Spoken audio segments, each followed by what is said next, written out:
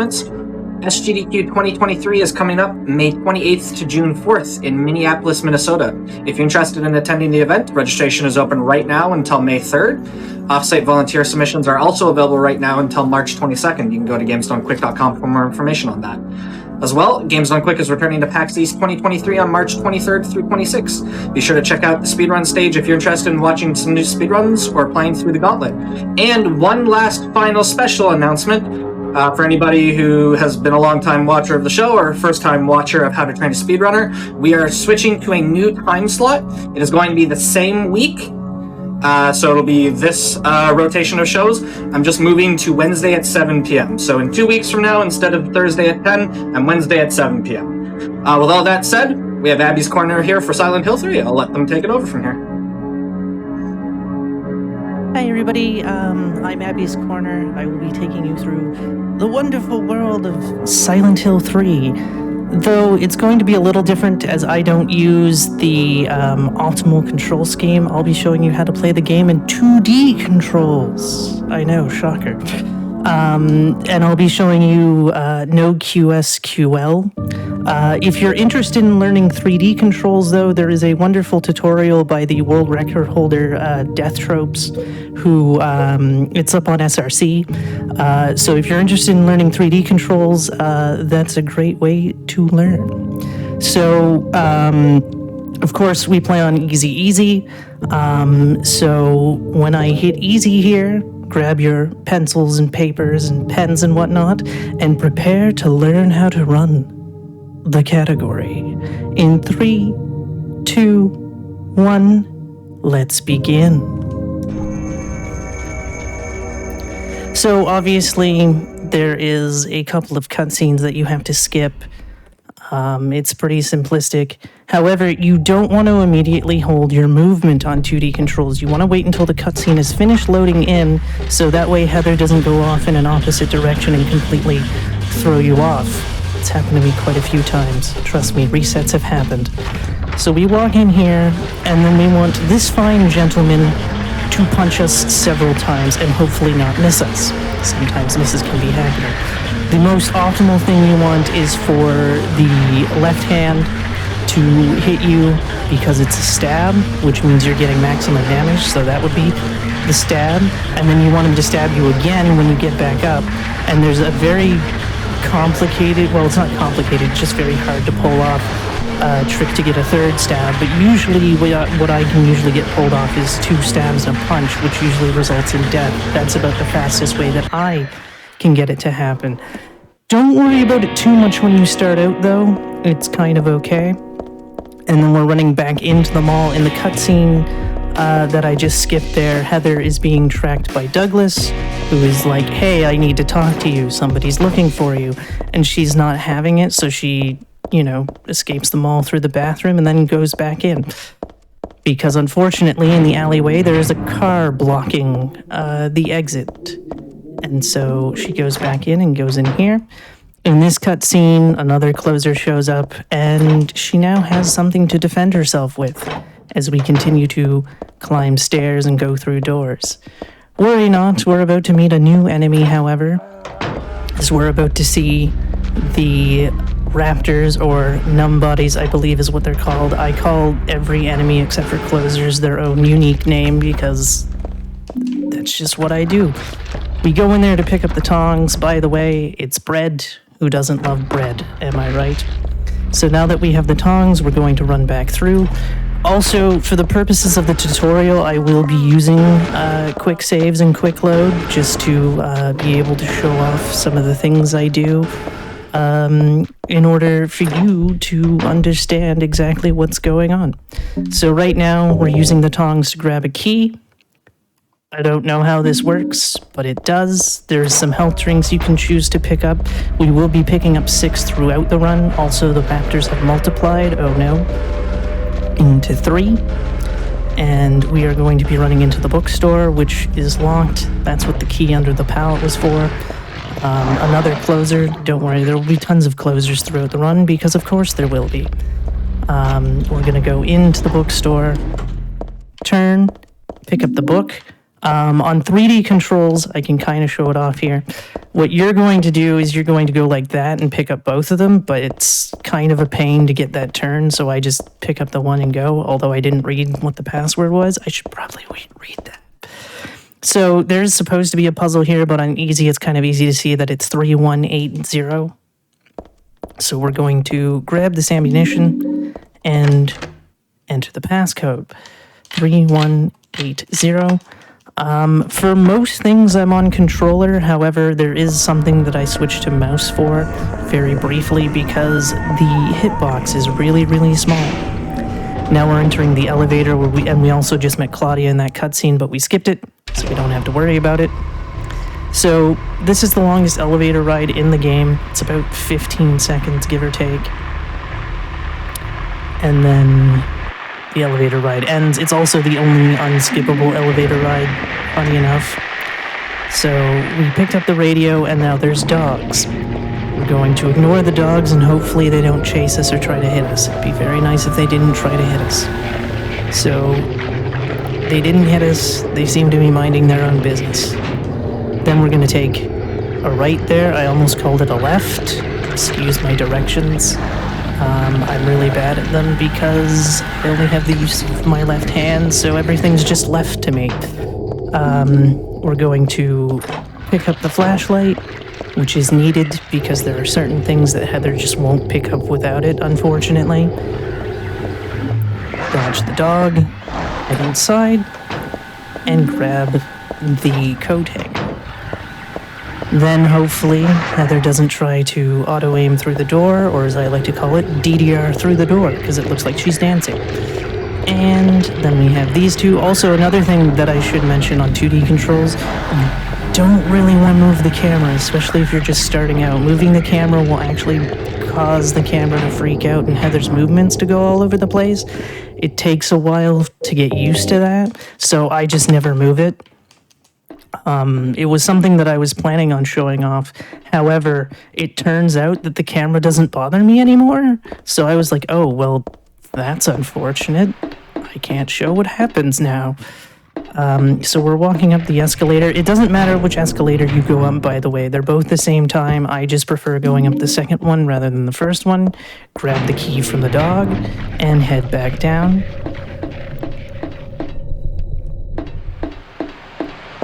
And then we're going to go this direction. Anytime you see this symbol, for anyone who's new to Silent Hill, these are save points. So if you wanted to save, in case you wanted to practice something or something, you could save there.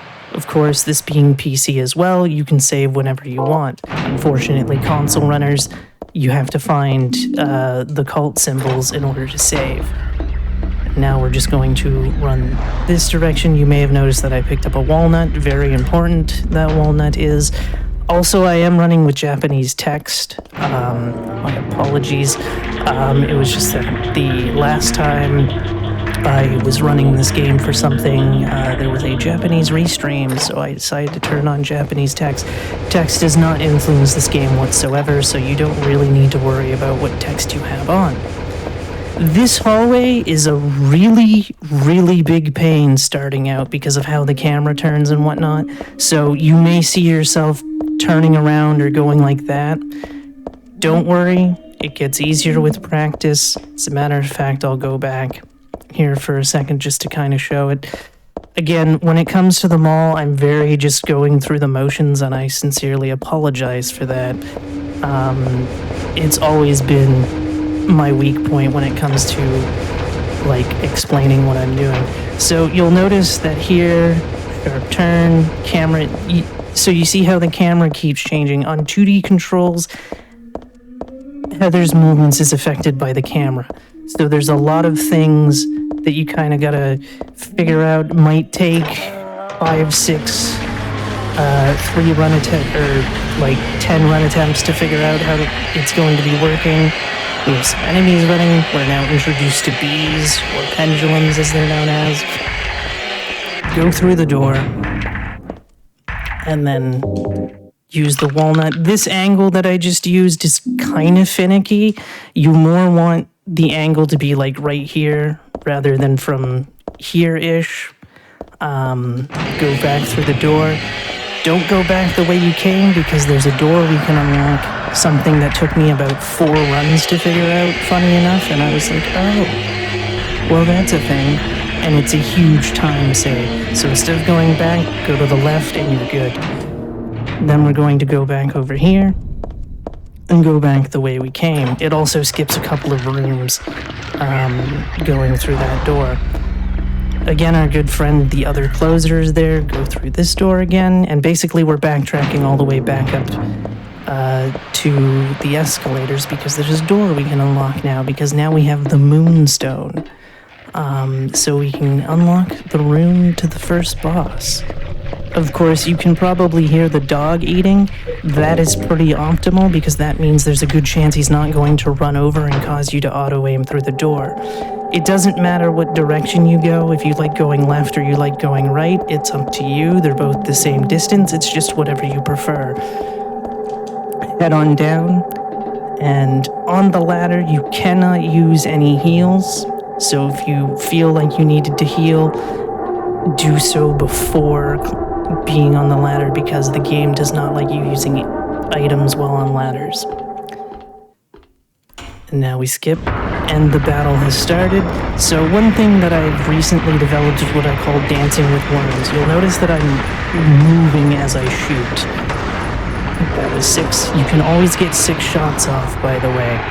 And then, so you saw how he was starting to lunge at me. That was to stop him from running away, because on the 7th shot, if you haven't waited enough time, he'll run away, and then you have to wait for him to come back out. Or you can wait a second by dancing or trying to bait out an attack, shoot him, and then he dies. So I wait to try to bait him with an attack, because sometimes I just don't notice when I'm far back enough and he's just sitting there. So now we've escaped Douglas again and the mall, and now we're in the smallest section of the game, the sewers. One thing, again, you don't want to move the camera, so you're going to try to want to stick around walls because, again, of the camera thing. So for this one specifically, you stick to the right wall, then you can see the turn, and then you can go, then you can turn there. You want to go down the far stairs here to the left. Going down the one on the right makes the next turn far more complicated, because the angles are different and it's also further away. And then this hallway, and I'm just gonna save right as I get down to the stairs, can be a little difficult because this turn is actually pretty hard to do just starting out. It's a simple turn, but again, it's a little finicky at times, especially when starting out. And then this, so you saw how she half turned there? That's going to happen a lot. So I'm just gonna take the whole hallway again. So we're going to go, she's down, you make the turn, then you go down, stick to the left, and then we try again, and like that, then you can grab and go. Sometimes if you let go of the controls just enough, she won't make the turn, so it's something that takes a bit of practice to do. And then we're gonna head back up, because now we have the means to break a chain. Also, supposedly what I just picked up is a nutcracker. It doesn't look like a nutcracker to me. Also, I just want to pay tribute to Minmo, the cat food that gives your cat laser eyes. And then we crank the door, and now we're about to get the shotgun. And again, I'm going to save because I'm going to show what I'm doing a time or two. So at this point, you just want to hold straight, then turn, then enter the train. You want to make sure that the camera's behind Heather so that you can get a clean shotgun grab. If the train angle is a bit weird, like if she wants to pay attention to the shotgun shells, I don't know if I'm going to be able to make it do that or not. So there we go. Wait until after you're through the pillar to go. No, it's not going to let me do it. But if it goes to the shot, if the camera turns to the shotgun shells, what's going to happen is you might get Heather turning before you can grab it. And also, as I turn the camera, so you see how the camera kind of went all funky there. That's kind of the risk you take. But that rather large fellow does not spawn if you do not grab the shotgun. Then you want to take the corner. Again, I'm going to take the corner a couple of times here because sometimes the camera will turn enough to show you the garbage, sometimes it won't. So typically I just stick to the right wall in order to see the camera turn. Again, sticking to walls is going to be your friend if the camera isn't quite being as cooperative as you want it to be. Somebody is asking what 2D controls are versus 3D controls. Tank controls is the best way I can put it. So 3D controls, you have better control over the camera, and also you would want to use the D-pad for 3D, whereas 2D analog is kind of your friend. Silent Hill 2 and Silent Hill 4, the optimal controls for those games is 2D controls. Actually, I'm just going to back up here for a second, because there's something I want to explain as well. So, one thing, because we're not moving the camera, is we're going to count the garbage cans. 2, 3. Once you're past the third garbage can, you're perfectly fine to start heading towards the stairs, because the thing that can happen when trying to go past, say, the other two is you've got these benches and stuff. I realized that I didn't quick save here, so I kind of got to run back just to show. So one thing that can happen is you're going to hit something, and it's going to, like, impede your movement. Of course, the camera was nice there and turned for me. A lot of times the camera won't turn, so you kind of got to, like, look out for those small things like counting garbage cans and whatnot. Silent Hill 1 and 3 are the only Silent Hills, as far as I know, that benefit from 3D controls, though Silent Hill 1 is only 3D controls. Silent Hill Origins is only 2D controls, as well as Downpour. I don't know about Shattered Memories. And now we're on the train. There's nothing too complicated about the train, it's just going forward. Although we do have raptors to deal with. If a raptor hits you, depending how they hit you, if it's a knockdown, it's 4 seconds of time loss. If it's just a hit, that's about 0.7 seconds of time loss. Of course, we got lucky there, and we don't have to worry about it. And we can just keep going through. I don't know why certain control schemes are better than others. It's just kind of, I guess, how it happened. I don't know if 2D controls will ever become the optimal movement, because there's only 2 of us that actually run 2D controls. The other runner actually doesn't run the game that often. So I'm the only runner that's consistent at running the game. As far as I'm aware, there's also only 2 of us. I don't know every runner of the game, but the majority of runners that I do know are all 3D controls. So now we're running through the sewers, which we're going to see a lot more bees. And this time they're a lot scarier because they're walking. And for whatever reason, walking bees on easy difficulty are faster, or appear to be faster, and have a lot easier time hitting you. And then we're just taking a left to go through. And this is actually the first area where I'll be showing a trick. Also, watch out for this giant raptor here, as he has the potential to knock you down twice for a total of 8 seconds of time loss if he were to hit you twice. Pick up the bottle of wine that's empty. There's also 2 health drinks that you can pick up. I don't usually pick up those ones. I'm very set in the ones that I pick up. And then we keep running, and we're going to hit another group of bees. This group is pretty good at hitting you. And then we're walking down this very long hallway. With this long hallway, there's going to be a long load. The long load only exists in PS2 and PC. It does not exist in the HD collections. So I'm going to position my thumb in order to get the turn without any issues. So that's about the upper right-hand corner to make the turn.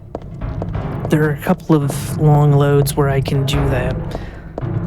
Sometimes running different versions can help you in other versions, like the PS2 version is another version that I run, and it actually helped me with a lot of movement things in the PC version. I don't know how. Also, this trash can or oil dispenser is very finicky, so it will take a bit to get used to. We also got the short turn. Sometimes that raptor doesn't want to give you a short turn and you have to take a longer turn. It's only maybe like half a second time difference or something like that. Same thing with this. This generator is the most finicky thing that you have to interact with, so don't be too upset if it's like, no, you can't use that there, no, you can't use that there. It just wants a very specific position for you to use, and it sucks. And now we're coming across, and I'm just gonna save here, these bridges. When the camera is turned like that, and I'm just gonna show it again, so when the camera is angled like this, do not adjust your position. Adjusting your position will cause Heather to move really awkwardly, so you want to wait until the camera's behind her before you move again. Also, don't fall into the water because that'll cost you 4 seconds of time loss. Time loss is not fun. So you kind of want to pay attention to what you're doing. As you can see, she's kind of wanting to go in that direction. So you gotta like really try to like run against the wall. And again, we're gonna have another bridge here. So again, just hold the position until she has passed it, because sometimes positioning to change it is gonna cause an issue. I'm quick saving here for a second because this is the first major trick that I do. It's something that nobody else does. It's just because I run 2D controls, because what a lot of runners can do is they can just run straight and grab the hairdryer. But as you saw, I ran straight and I just hit the wall. So what I do instead, as I'm going to load, I don't know why I keep just walking in and out, is I use this trash can thing as sort of a point to bounce off. So I start turning as I get to it, and then go in, go out. So I'm just going to show that off again. Go in, bounce, get it, leave. I call it dryer bounce because that's the object that I'm going to get. So it's just, you know, weird name that I call it. So that's something that can help you with 2D controls in terms of getting it. Because again, camera likes to act weird on 2D controls. And then we have the last giant raptor of the run, so say goodbye to giant raptors. Go on through and go through the door. And then we're going to use the dryer to kill Splitworm Jr. Now what happens when you don't kill Splitworm Jr. is text is going to pop up. It's going to mention something. You can run on the platform again, however, Splitworm Jr. kills you. And then we're going down, climbing back up, and we're almost done with the sewer. QSQL, you literally finish the sewer in no time. If that is a category that you're interested in learning, Punchy has a wonderful video on his YouTube channel explaining every glitch in the game. So if you are interested in running those categories, I would highly recommend starting with that video so you can learn about all the glitches that they do. I unfortunately am not skilled enough to do those glitches. It takes me 2 hours to do one. So now that we've climbed up here, we can now leave the sewers and head to Hilltop.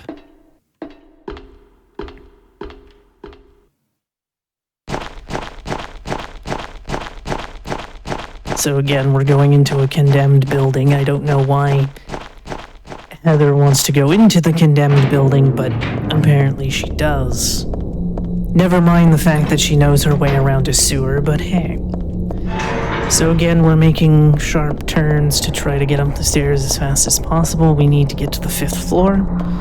I'm going to save right in front of the 5th floor, just to show something. It's not anything fancy or anything, it's just a small explanation. So, when going through this door, hold straight. Do not try to turn or anything, just hold straight. Because when you try to, say, do any other motion, she will automatically start to turn. That's just a thing that happens with Heathers indoors sometimes, is that she will try to do a movement you don't want. So you just hold straight, and then you turn.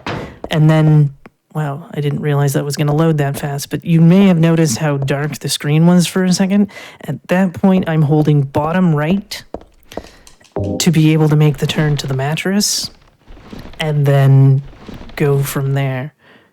Again, when you go back through the door, the load time is done, so it's instantaneous again.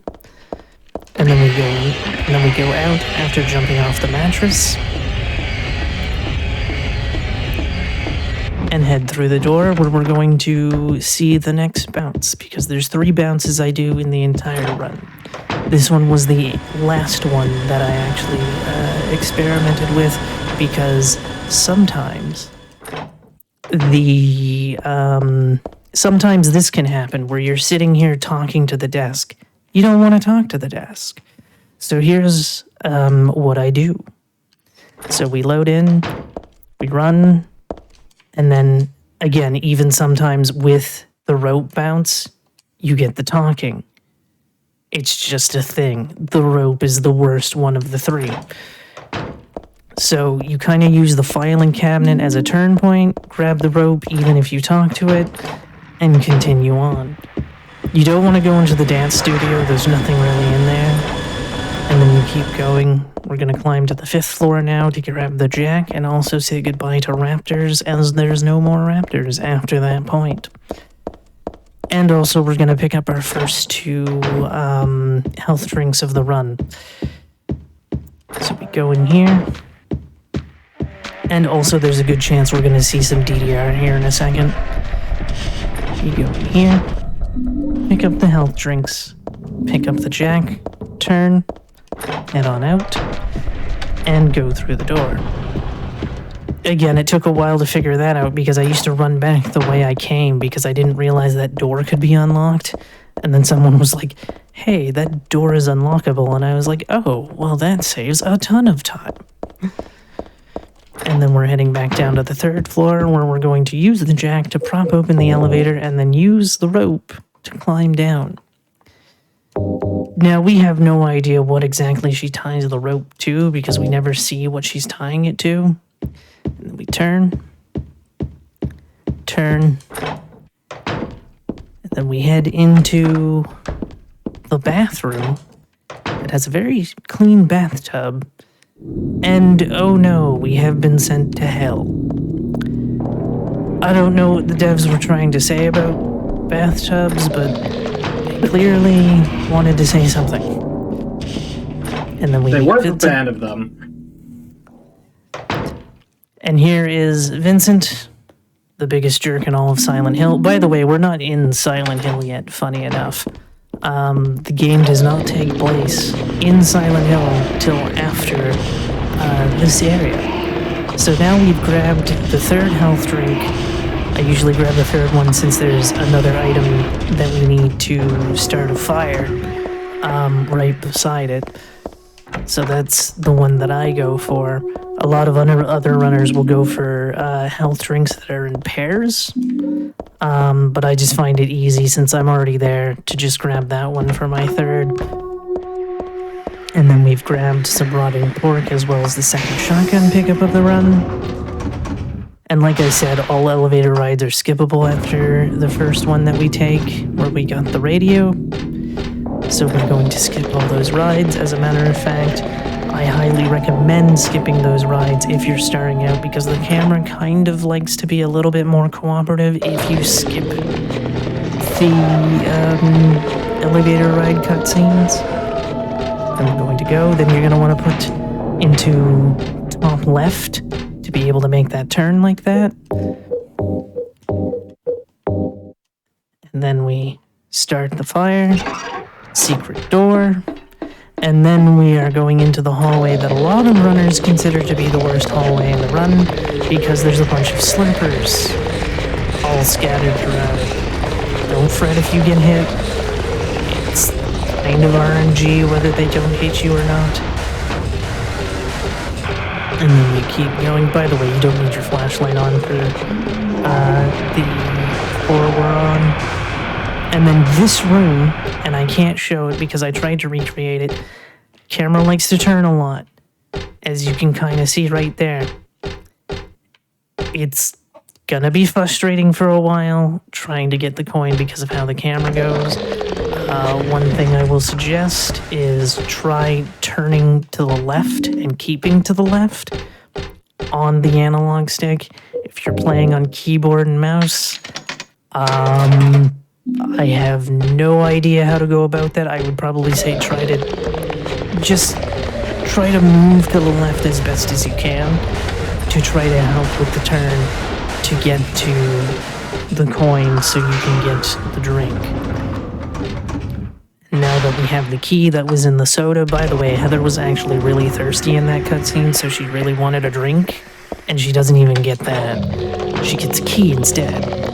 And then we have the last two slurpers of the area. Again, sometimes they can be a bit complicated. As you can see, they kind of run for the meat. So it's kind of like, you can wait a second, and they'll go just straight for the meat. So it's kind of like, do I want to risk it at first, or do I want to wait a second or two and accept the time loss, but not have to deal with them? Also, the game has returned our flashlight on. It likes to do that. You do need it on to read the book to get rid of the monster in the front door. You can turn it off because you may have noticed how she looked at something on the floor. It's another book. It will pause IGT. However, again, you're kind of losing time and having to mash through a book. As we're heading home because our dear old dad is waiting for us, as we were supposed to get him a thing at the mall that we never did get him.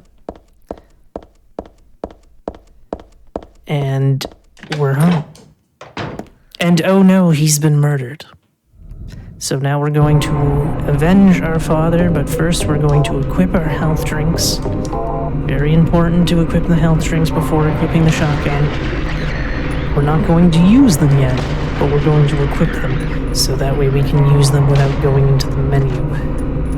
Because we need to use 3 of them for running through Silent Hill.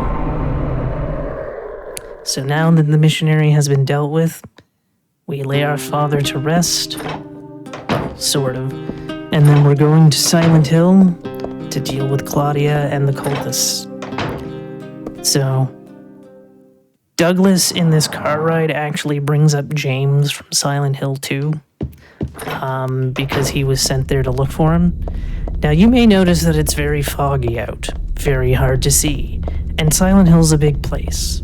So here's how I figured out how to get to where I need to go. Because there's going to be some things that you're going to see. Follow the red car. Keep going forward. Then you're going to see this white van coming up. Continue to pass the white van. Continue to follow beside the van. Then there's going to be the end of the fence / these barrels start turning into the gas station. You're then going to see an ice cream truck. Heal at the ice cream truck. Because healing not only heals your health, it heals your stamina.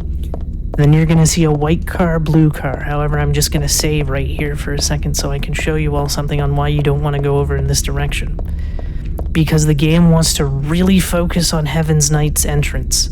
So you see how the camera angle changes and how Heather's movements are kind of crazy? So if you needed to adjust your movement, it would be a little bit more difficult. So don't go over to the buildings. Stay sort of centered in the road. Don't go too close to the white car because I think it's even by this sign. It's right by the white car / the sign that the camera's going to change focus. So you don't want to do that. So, keep going. There we go. Now you're going to go to the fence. Then you're going to pay attention to 2 red signs. 1, 2. Then you're going to see the entrance to the hospital. Head on in. And then we have some lovely nurses. Head into the elevator. Skipping elevator rides is super helpful. And I do mean that. It is super helpful for the hospital. Head in here, grab the shotgun shells and the perfume and the nail polish remover. The perfume is going to be important later, not so much right now. Door codes never change for this one, depending on your puzzle difficulty. So on easy, it's 4639. Then head to the 4th floor, or 4th room, sorry. There is no 4th floor in this hospital. There's a fun trick you can do to see the door, to see the code. I never do it. I just look at the code. It's not a bad code. I usually start with the lowest number, but for some reason I went highest to lowest. Because usually mashing out the highest number is typically what you want to do. Grab the camera, head back downstairs.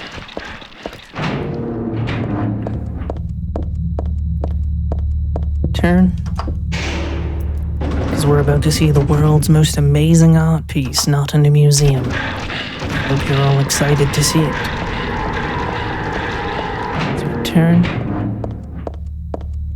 Head to C4.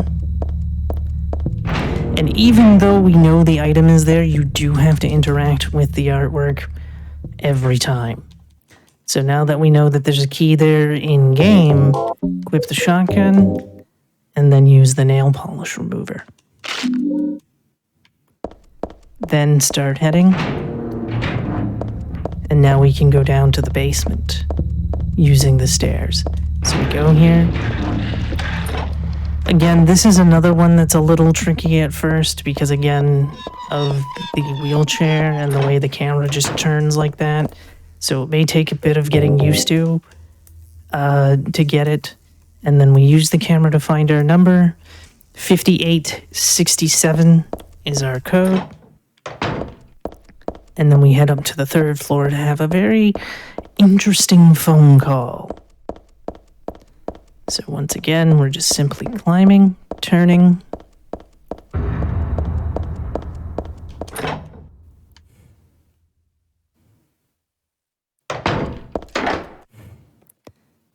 And 5867. The 3rd floor is always RNG and is also the only time, and those door codes are the only time that I switch to a mouse because it's more accurate. It is a really big pain to try to do those codes on controller. So we've now grabbed the phone call, and now we can head back to the 2nd floor and go through a very rusted hallway with very functioning gates. I don't know how that's possible, but it is a thing. Alright. Also, the nurses sometimes carry guns. They don't usually fire on easy, but sometimes it can happen, and they do quite a bit of damage. So again, the gates are going to rise and fall to try to stop you from moving. Luckily, it's a pretty simple pattern with knowing which way to go. The 2nd hallway has an interesting thing, however. And I'm gonna just save this one because I want to do it twice. So we're gonna take the left. This needs to fall so this can rise. It will not rise without it. So just to show that again, because it took me a couple of tries to figure that out. Or to really, get the hang of it. So, again, fall, rises, then you can go through. Just do it one more time here. Turn.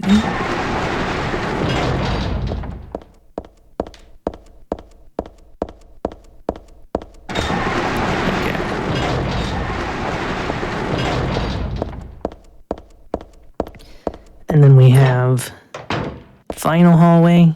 Just turn here. And oh no! All the gates are falling behind us. Whatever shall we do? Oh no, we're trapped. Oh wait, symbol. Welcome back. So here we are.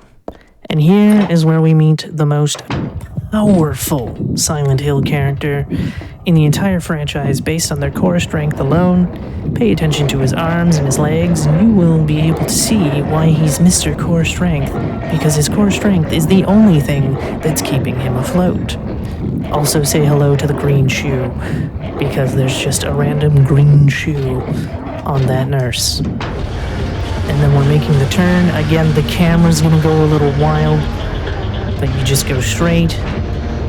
I'm just gonna go back out here just to show that hallway again. Because again, it's a very big hallway. Oh, you can't actually go back through. Huh. I never knew that. So just go through. Pretty simple.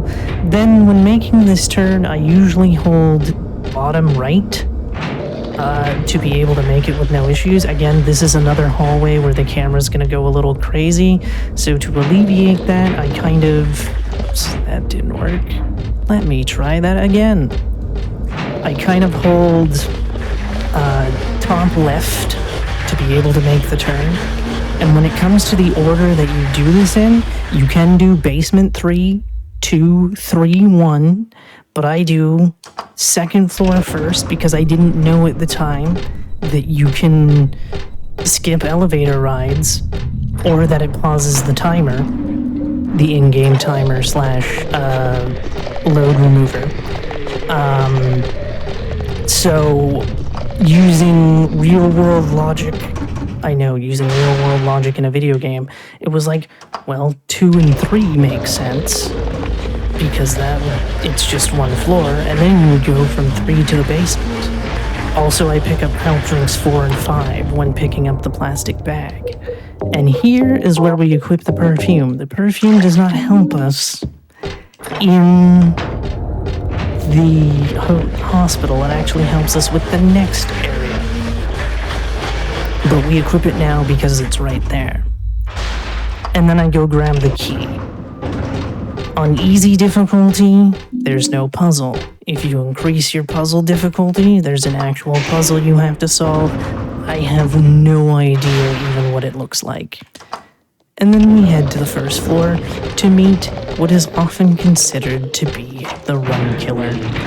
Our good friend Leonard, who is the person we had the phone call with earlier. Leonard likes to swim sometimes. That is what kills the run. I'm going to activate the plastic bag, and then I'm going to save, just so I can show this fight a few times, just so I can give you an idea. So, hold fire, let go of fire, hold back and fire. Sometimes it works, sometimes he doesn't. Here we have a swimming Leonard. Isn't that fun? So you have to wait for him to come back up. Of course, if you're using melee-only weapons, the katana can deal with him while he's swimming. It's fantastic. Still a little slow. So after he's done swimming, shoot him, and then constantly shoot him. A top strat is actually to switch to the SMG at some point and finish him off that way. I am no good at aiming the SMG, so I don't do that strat. And that was Leonard. I'm going to do the fight again, and hopefully we don't get a swimming Leonard. It's RNG whether he swims or not. So it's a complete mystery. He takes about 7 shots on the ground to kill, I believe. Oh, swam again. Oh wow, you cannot load when the fight's going on. Interesting, I didn't know that either. But yes, so again, Leonard, bit of a jerk, bit of a run killer. By the way, he can multi-swim. I've had it happen to where he swam through every hit, which is how I know about the 7-shot thing. So we're just gonna wait. We're gonna rise. We're gonna swim again? No. Like I said, it's complete RNG, whether he swims or not, how many times he swims, etc. Also, I always overshoot, because it's really hard to know if he's dead or not, because he does the same animation, only there's an extra noise. I'm going to do the fight one more time. See if we can get him not to swim. Here we go.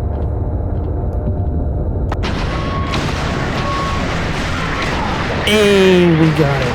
So again, it's aim and shoot, let go of aim and shoot, hold aim and back and shoot sort of simultaneously, and he shouldn't swim after that. But again, sometimes it works, sometimes it doesn't.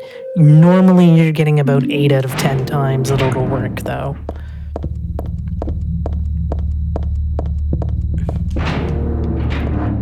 And now that we're done here, we find out that also Leonard is Claudia's father in this cutscene coming up. However, we're going to skip the cutscene and run back through Silent Hill. Again, we're going to notice a lot of the same landmarks that I had pointed out when we ran to the hospital. Again, we're going to see the blue car this time, because obviously we're going in the opposite direction. Also, there's going to be a bee in the middle of the road. So, there's the blue car. Keep going forward. There's the bee. Just ignore the bee. It's going to start flying in a second. Go back in. Heal at the ice cream truck. Now, the last possible moment to heal before you start slowing down, I believe, is those barrels. So you do have a little bit of leeway. Of course, there's the white car, or the white van. Beware the phone pole. Again, red car, and then you're gonna see the motel. Then turn. Very good. And this should take us right in there. And when the camera's flipping, by the way, don't let go of whatever position you're holding the analog stick in, or whatever movement you have, because she will, move a little weird and possibly completely in the wrong direction. Now, for healing for this part, you're gonna wait until you see the second dog or the white van. This part is very lenient for when you need to heal. I actually don't know the last possible moment to heal for this part. So I'm going to heal now. I'm going to keep running as we head to the amusement park. Where you might notice it's a wee bit familiar to earlier in the game. So we just run straight. No turning or anything. There was one time where I somehow ended up back at the hospital, and I was like, what am I doing back here? I completely went the wrong way. Oops. And of course we have our boy Robbie the Rabbit here. Go through the door. And friends the closer. So remember that perfume? You see that gentleman over there walking away? If you don't have the perfume on, he won't go away and he'll be a brick wall. Also very nice, we got the fast key. So grab the key. Go on out. If you're not by the way, if you're not doing the health drink method, you'll want to pick that up. That is a full heal. So if you're not doing health drink method, you'll want to pick that up. And I believe because I waited so long and did that, he came back around to be the brick wall that he always was meant to be. I'm going to go through here. Turn left. Go up the stairs.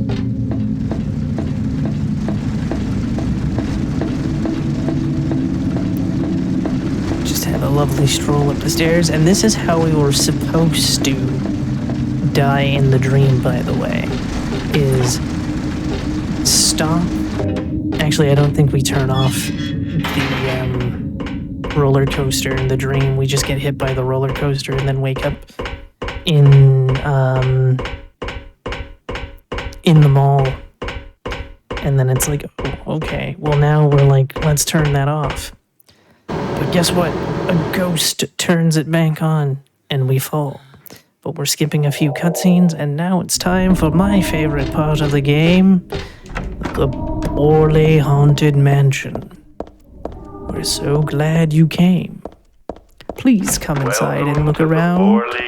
When you feel you're ready, then go through the door. Now this spot is actually a lot of waiting around. If you're doing New Game Plus, you don't have to wait around as much. But this is pretty much your hydration spot, because you do have to wait for the entire monologue of each room to be done in order to move on. A family of 4 was sliced into bloody pieces in this room. So we just sit and listen to the fun voices, dialogue. I think this is the longest room of the 3 that we have to sit in. Because I felt I had think to. we timed the whole thing, and it's about 2 minutes 50 seconds from the start of the Borley's Haunted Mansion to the end. Scare you, that's all. So it is a lot of downtime. The truth is, only one person died. Any questions so far? Suicide. Here goes the dialogue. Everything's been pretty straightforward. Yes. Danny. Now, one thing I want to note about Danny here is, like I said, on New Game Extra, you can skip all the dialogue. However, you have to activate Danny on New Game Extra as well as New Game in order for his dialogue to start. Of course, you can skip the dialogue in New Game Extra, but you have to make sure that Danny has dropped in order to leave the room. Where is the path to heaven? And then, on hard difficulty, there's an actual puzzle you have to solve. No puzzle here, we just walk. Falls apart. The mechanism is broken, you see. It wasn't supposed to stop there, I assure you. And the point that he says, I assure you, on New Game Extra, you can leave the room. I hope you enjoyed your tour. Please come back anytime. Or if you'd prefer, we could come and visit you instead. And now we have running away from the red light. If the red light touches you, you die. It takes a lot of tries to be able to get this. I don't think I can do multiples of this, because also the thing about the Borley's Haunted Mansion is it doesn't like you saving in it.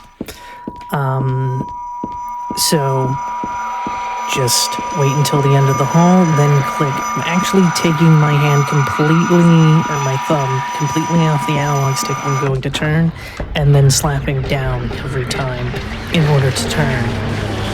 So that was the Borley's Haunted Mansion. Now we need to go get a red shoe.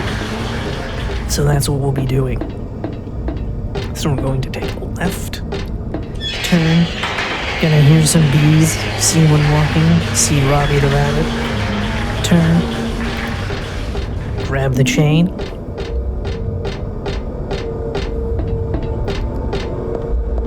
there's the shoe,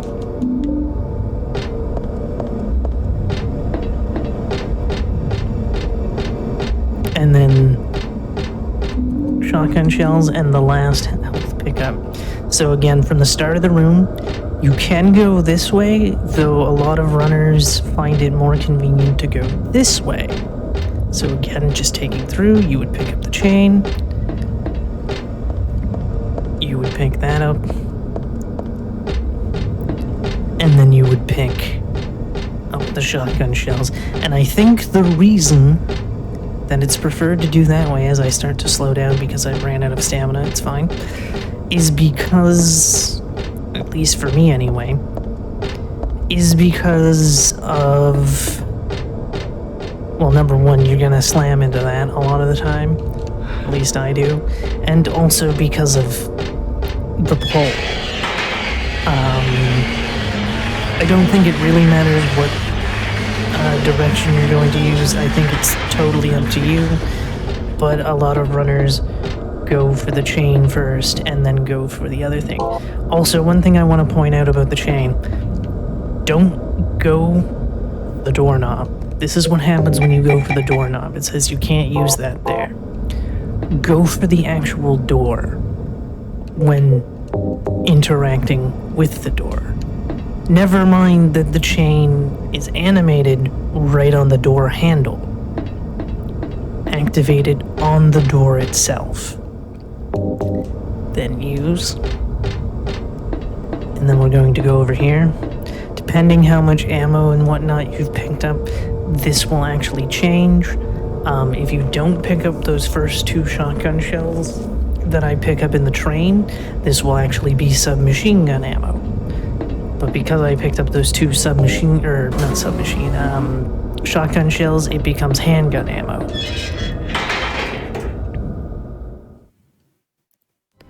Then we find Douglas is injured.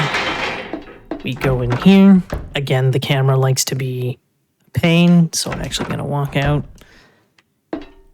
Do a save, just so I can do this a couple of... So you see, that was pretty straightforward. It's not going to be pretty straightforward starting out.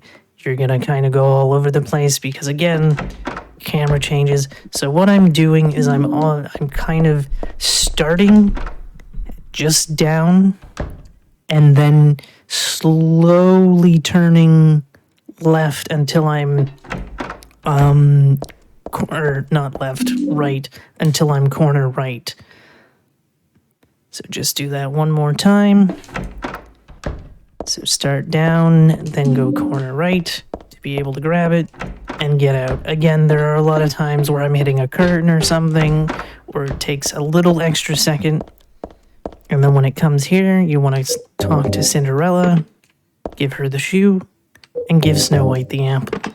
It's pretty lenient for where you are exactly to be able to interact with them to give them their objects to unlock the door.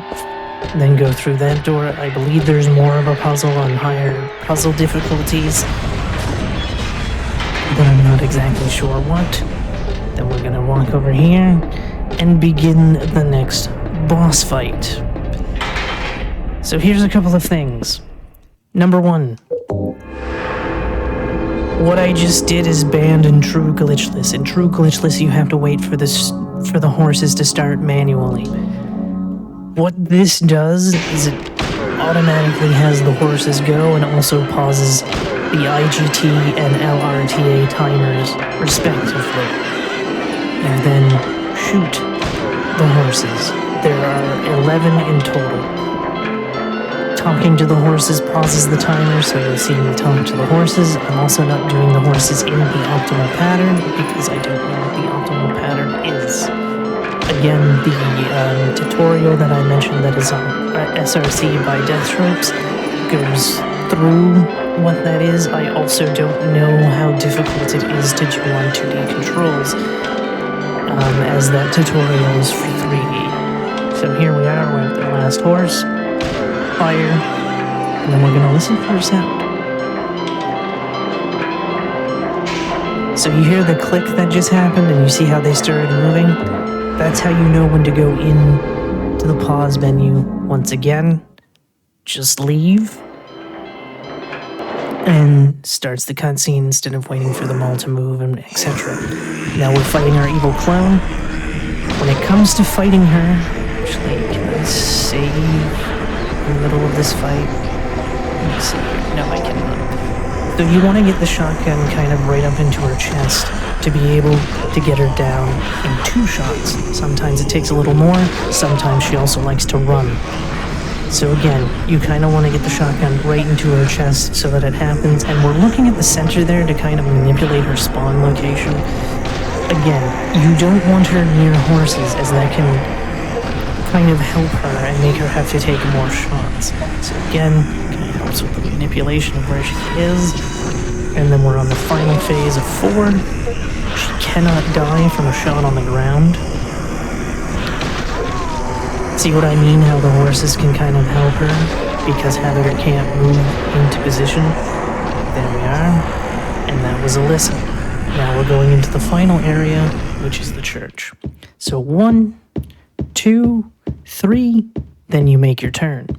Then you just hold position, don't adjust until you are on Actually, you don't adjust there at all. You just kind of keep, unless you're absolutely not at the door, do not mash. You see how she's looking at the text on the wall? She will interact with that text.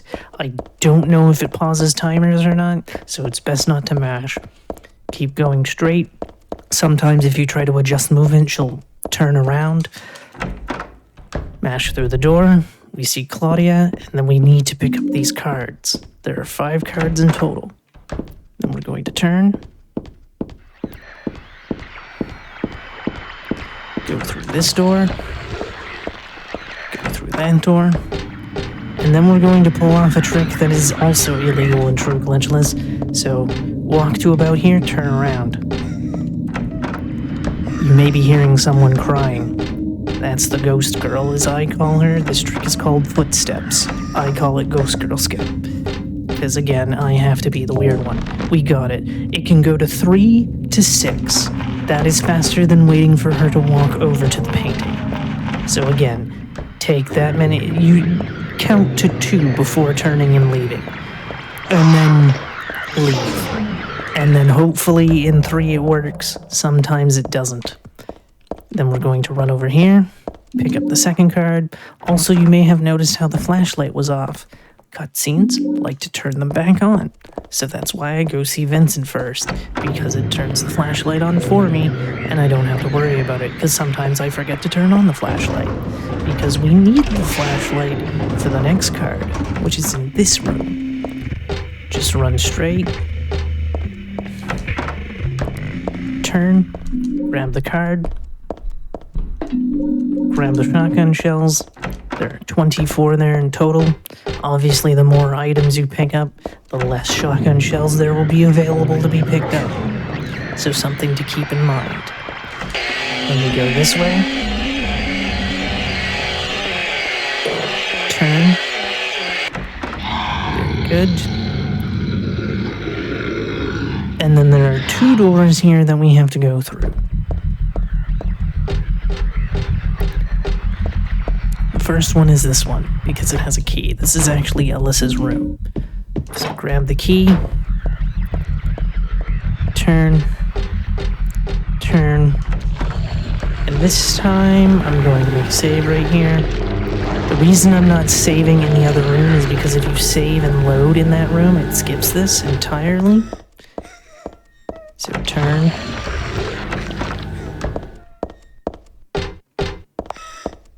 Turn. Usually if you hear her crying before leaving or while you're stepping, you're usually pretty good. So there's an example. That wasn't a 3. Go back through. It was a 4. So not every time you're going to get a 3 and a 4. I think it's a 60% chance of this working or something like that. And there's an example of DDRing through a door. 1. That was unintentional. That just happened. There we go. 2. Did it work this time? It did not. So, one of the pains about this room specifically is that you don't hear her crying till you're almost there anyway, and so you're like, well, that just sucks. And it can be frustrating a lot of times. So 1, 2, turn. 1, 2, turn. Did it work this time? Nope. Again, you kind of just gotta grin and bear it most of the time. It's something completely out of your control. However, again, if you wanted to take control of it, you can just quick save, quick load, and not have to deal with her at all. But whereas this is no quick save, quick load, we don't have that option. True Glitchless, you would wait for her to get to her spots.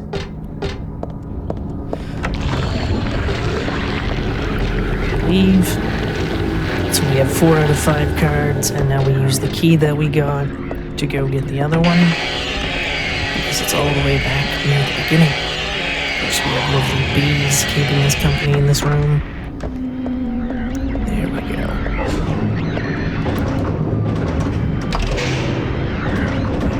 Oh.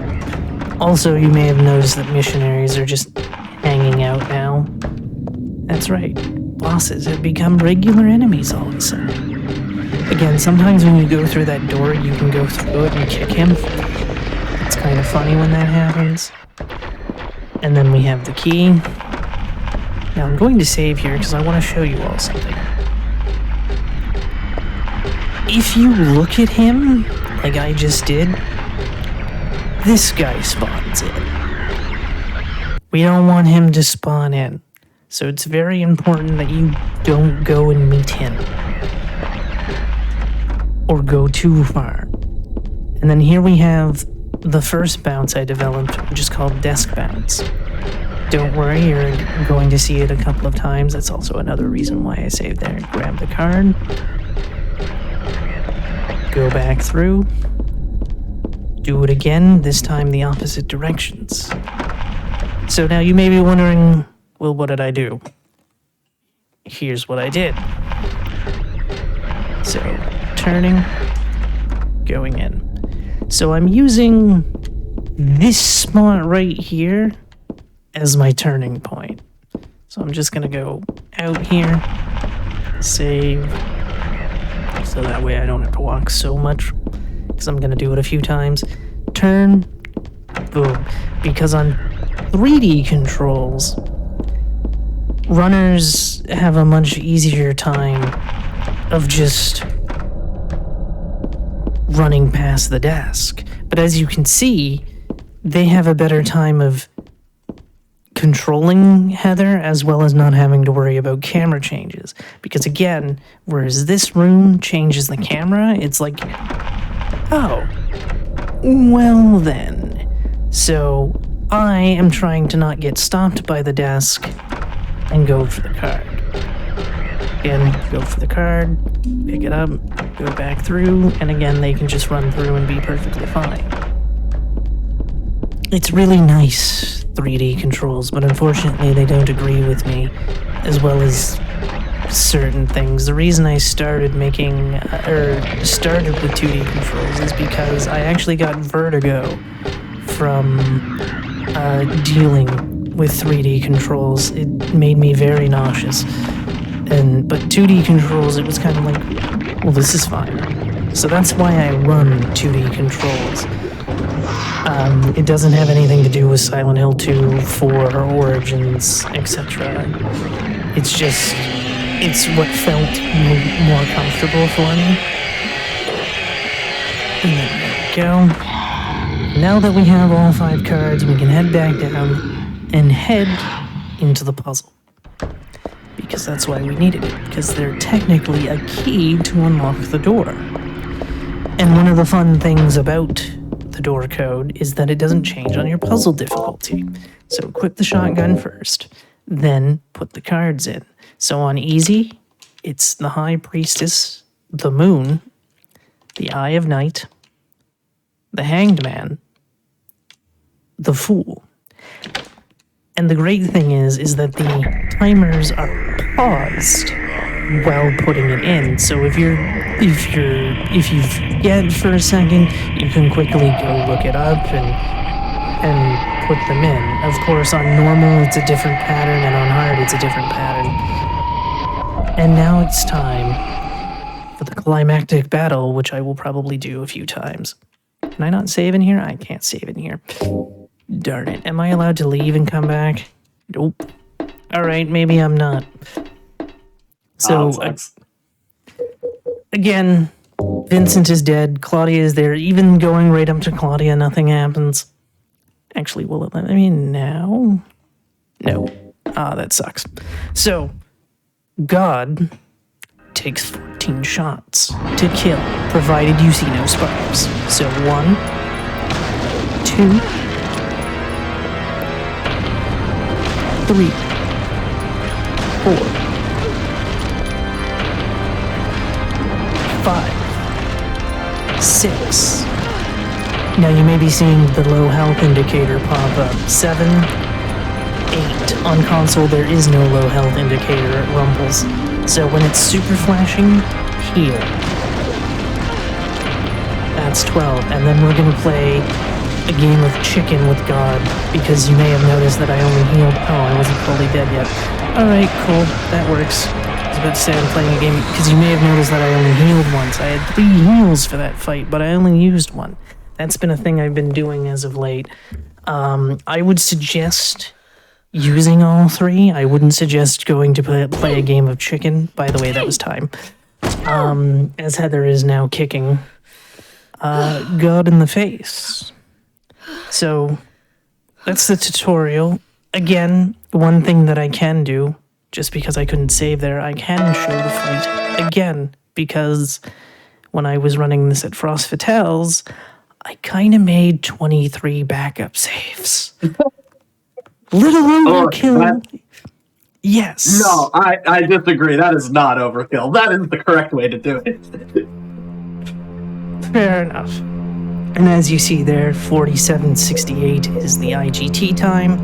Again, the game actually switched timing methods. It used to be timed by IGT, but then somebody discovered by mashing the supply button, it pauses the timer by a frame every time you mash it, or every time you press it. So we've changed it. It's now LRTA, which essentially functions like IGT, only the mashing trick doesn't work. So I'm just going to load the save. Once I find it, of course. There it is, save number 17. Where is the save? It should be right on the door, right? Yes. So I'm just going to go through the fight once again, so that you can see. I'll also show you why you want to hit her head on. You don't want to hit her from the side, even though you can. So again, Vincent is dead. Sad but true. And again, the scene is Heather pukes up God, Claudia then takes God, and then we have God. So don't go to the side of her head, because that most likely didn't do full damage. You want to try to hit her head on. So let's get. So that was 3. So that was 4.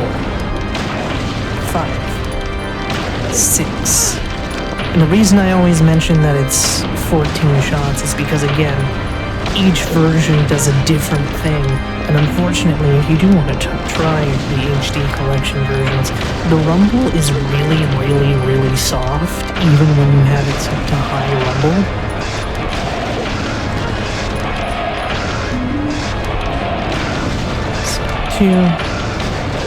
Oh, I guess I lied about shooting her on the side of the head and it not going well. Okay, never mind, just so long as you don't see sparks, but there's a higher chance to see sparks if you're shooting her from the side, so you want to try to keep it head on so you don't see those sparks. Kind of thing. So that is kind of how the fight goes. Very simple. They give you more than enough ammo by the end of the game to do the fight, because again, we pick up those 24 shots. So, you'll be fine.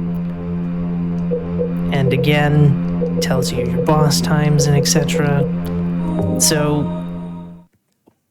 what do you say we do a run? Yeah, I think we can do a run, but first I think we should take just a little quick break here, if you don't mind. Alrighty. So we are going to take a quick break just to let everybody, get some water, anything like that, before we get back to a run of the game. So just a quick reminder before we go to the break, your subs, Prime Gaming subs, gift subs, and Bitch Cheered on the GDQ Twitch channel do help support the games in Quick Hotfix. So please consider subscribing if you like any of the daily content we have, if you like the first step earlier, if you like these speedrun tutorials, or just any of the other stuff we put on. It really does help. With that said, we'll be back in just a few minutes. Hello, everybody, and welcome back to the Games on Quick Hotfix. This is How to Train a Speedrunner, and we are here with Silent Hill 3. We just saw a tutorial, a wonderful tutorial, and now we are going to watch a run by Abby's Corner. I'll let her take it away. All right. So now that you've seen everything, allow me to show you it all in action, all in one go. So in 3, 2, 1, let us start the run.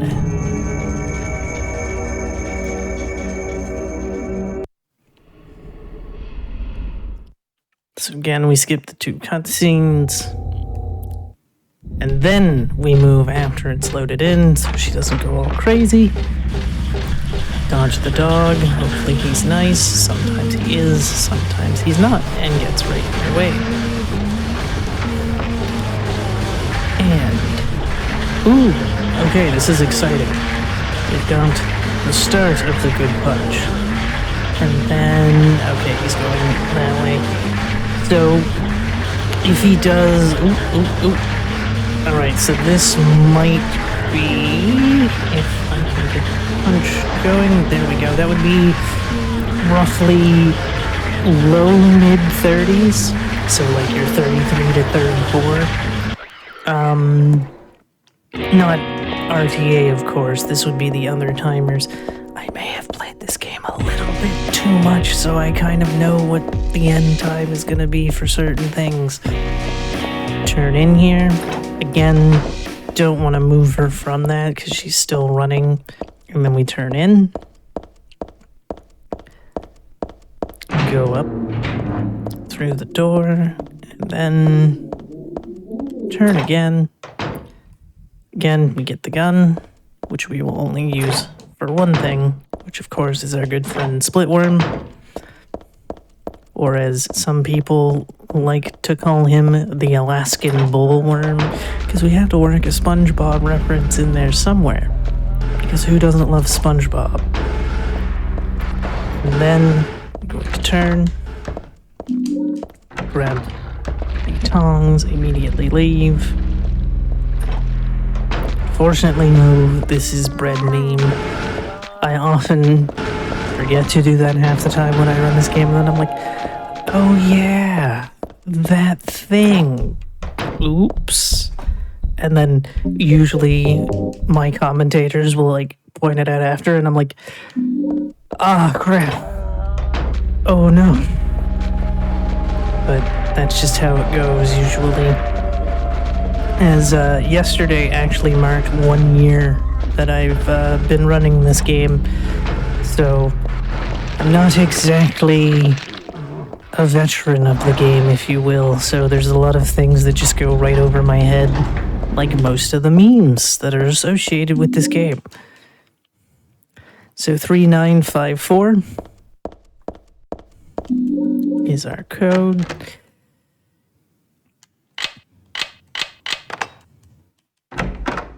There we are. Claudia. Again, that happens if you hold movement. She'll walk into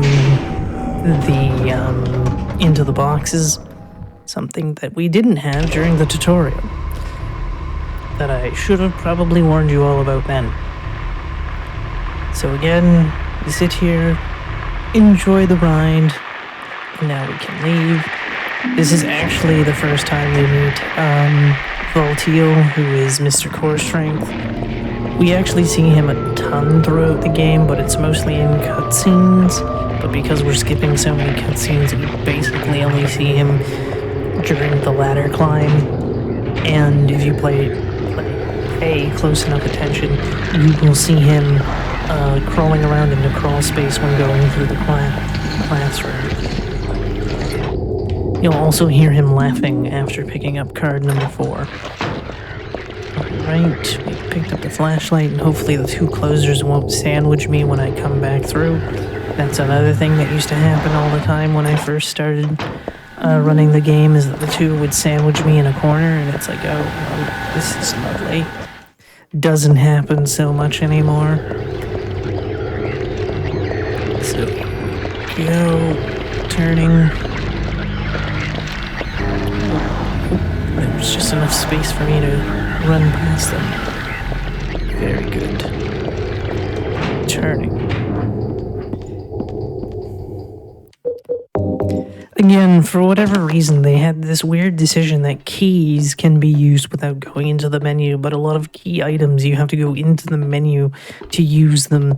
You can't just walk up to them and hit action button to make the things happen. There we go. Grab the key, run like the wind.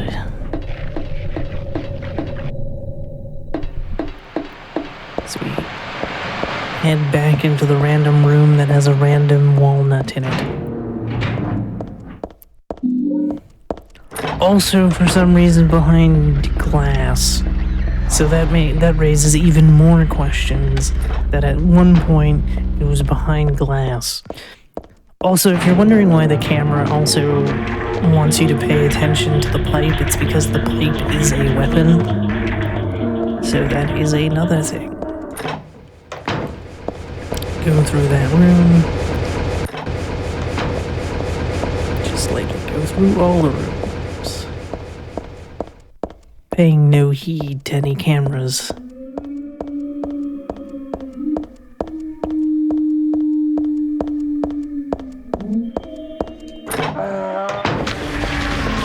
Dodge. Oh god. Careful.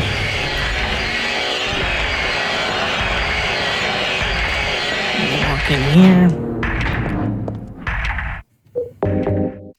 Nicely done. Again, when you're starting out, you want the camera angle to be that. You don't want it to be the other way, which I tried for, but I was just a little bit off to be able to get the optimal camera slash the risky camera angle. Again, we hear lots of bees.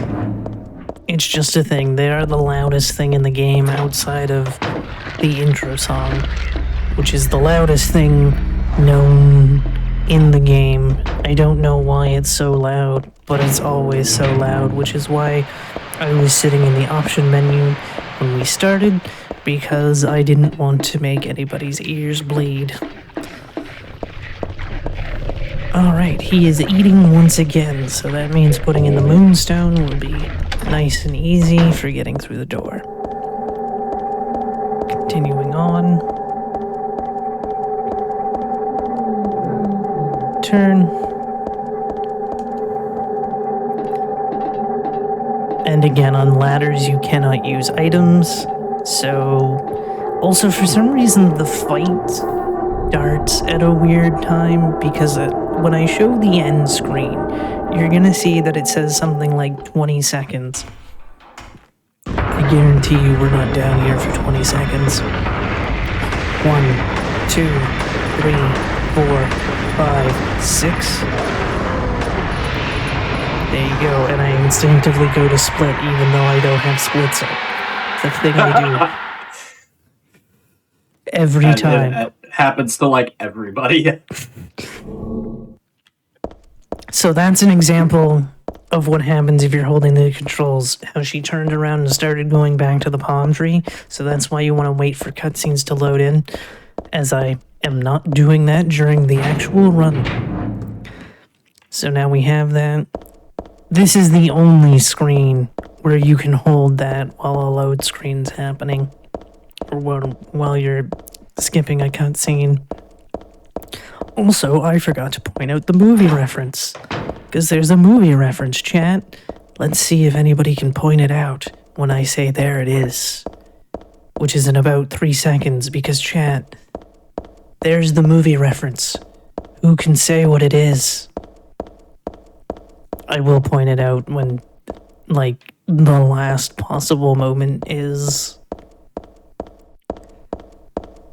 So we continue down the stairs. Turn. Turn again. Oh god. There we go. We picked it up. A little bit of rougher movement, but that's okay.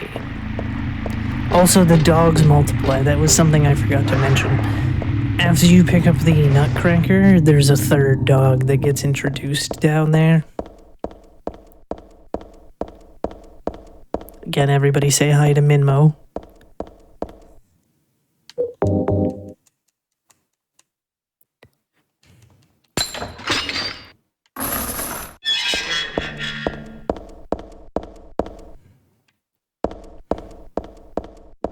grabbing the shotgun. Of course it does the angle now. That was the angle that I was talking about, where it makes the shotgun a little bit harder to pick up because Heather might half turn when you get to the shotgun. Gotta love it when it wants to do the things you don't want it to do when you don't want them to do. Wow, I just gave myself a tongue twister. You have to love it when the game is going to do the things you don't want it to do when you don't want it to happen, and not do those things when you want them to happen. There's the movie reference again. Blink and you'll miss it. And run to the end. There it is again on the red sign. If you're wondering what the movie reference is, it's a reference to the 1990 film Jacob's Ladder, which is something that inspired the Silent Hill franchise. There's also a little bit of Twin Peaks inspiration in this series as well. For any Twin Peaks fans out there. Again, we're counting 2 and 3, and now we can run up to the stairs. There we go.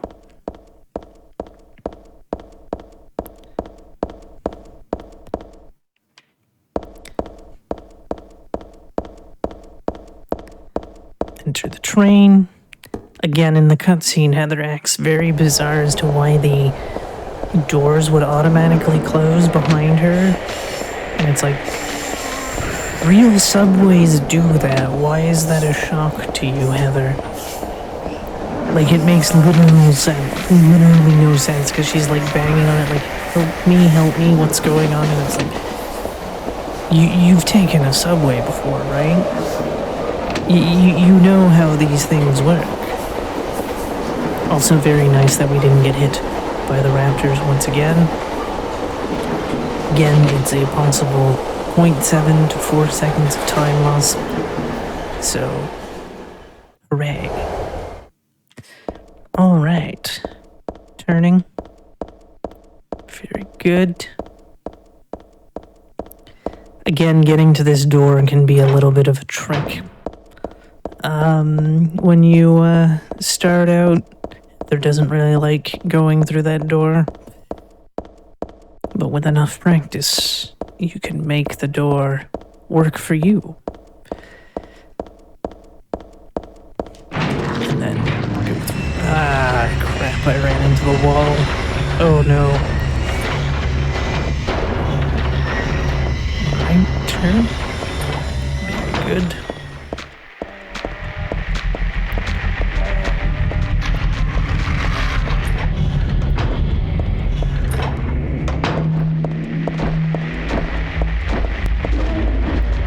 Again, depending how he hits you, which is usually with a leap. If he knocks you down, it's 4 seconds, and he has 2 opportunities to do it. One when you're heading in, and one when you're going around the corner here.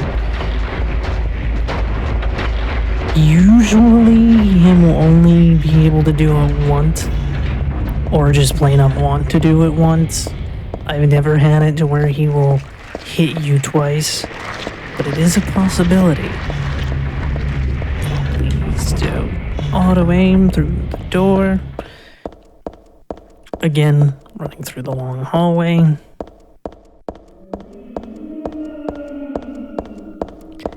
And then the very long screen, which again does not exist in the HD collection. You think it wouldn't exist in the PC version, but it does. So it's very odd.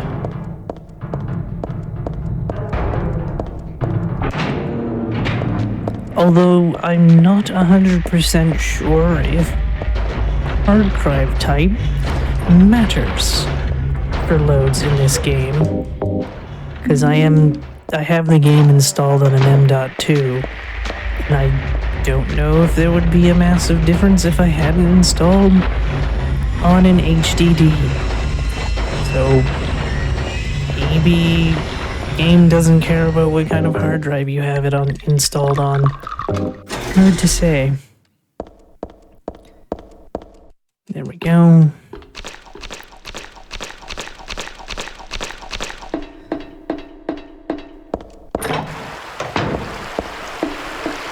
running.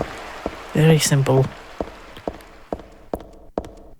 Again, this is, you would want to, if you had to adjust movement, you would want to wait for the camera to be back behind her. And again, falling in the water is a bad thing. Don't do it. It's 4 seconds. You don't want to waste 4 seconds, do you?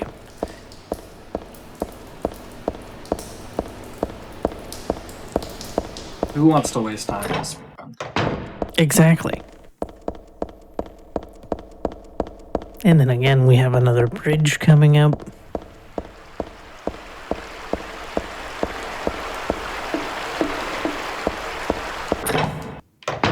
There we go, we got it. Sometimes she doesn't want to turn to the door, and also sometimes that can happen where she'll immediately turn through the door, and it's like, or turn into the door, and it's like, why? Why did you do that? I didn't tell you to do that. There we go. Last giant raptor of the run, and then we can continue on. Of course, it's also the second last, or the third last tiny raptor. Is that gonna count? Yes, that is going to count. I thought I was a little too far away, but I was not. So again, she plugs it in and then just throws it into the water, electrocuting it. It's like, well, if it works, it works. It also doesn't look like a deep puddle, but apparently it's a very deep puddle because of the death animation from the cutscene. Like, she is thrown down there, and it's like, oh, alright then.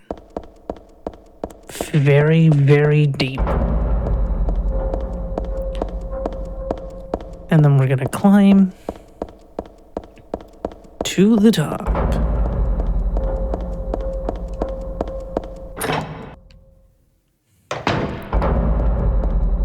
There we go. Again, this is probably my worst spot to split, because you may notice that there's no cutscene. I don't know why I split there. I don't know why I just don't wait until the mattress part. But that's the spot I've chosen to split, and it's always the one that costs me runs. Every time. Because I accidentally hit a button or something, and it's like, welp. Of course, I'm going to the 5th floor, where I can kind of show off the movement again, because it'll be a fresh load. So, here we go. And again, bottom right. So you see how she's moving to her left. Or was that, again, directions. Very bad at describing directions. Either way, she was going more towards the mattress. And that's because we held bottom right.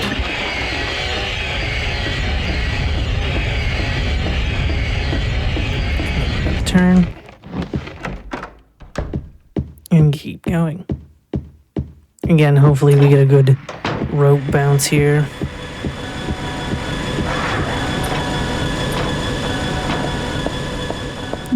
There we go. That's what we want to see. Where you make the full turn and just grab the rope and then you can leave. Again, the rope is kind of a pain to pick up, even with the bounce. The bounce is just to kind of make it a wee bit easier. And then we're going to turn. And of course, we're going to say hi, Raptors, and goodbye to Raptors as again. These are the final Raptors of the run. Pick up the health drinks.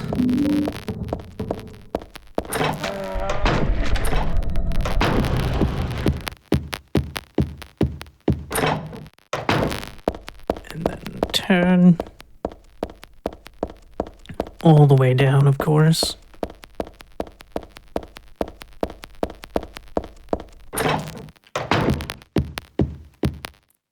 And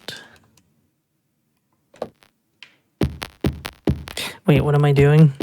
That's a thing that I do sometimes too, is I just run away from, because I'm like, my brain thinks like 3 steps ahead and thinks I'm already downstairs or something.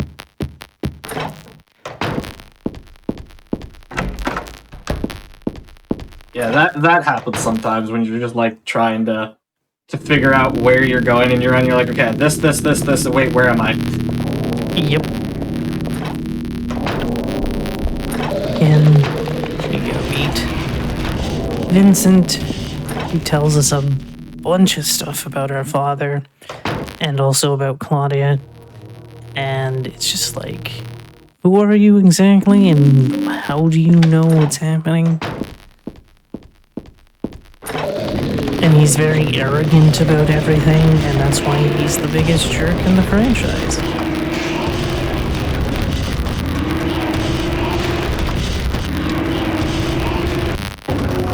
Although I'm sure some Silent Hill fans and runners would argue that Eileen deserves that title. Again, there are reasons I will never play Silent Hill 4.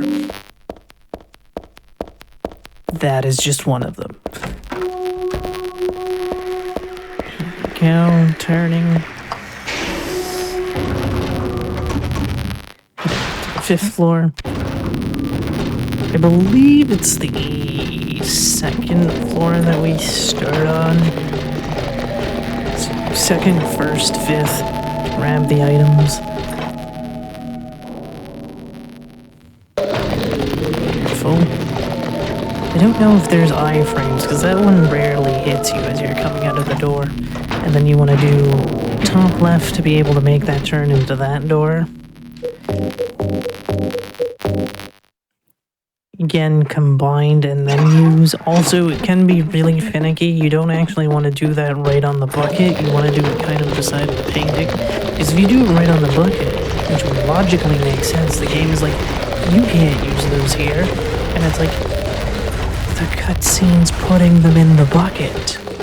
So why doesn't the bucket work?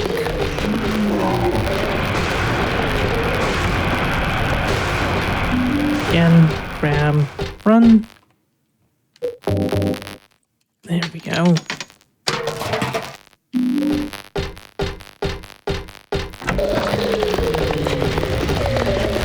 Also, I believe I didn't get hit in that hallway. They call that the murder hallway.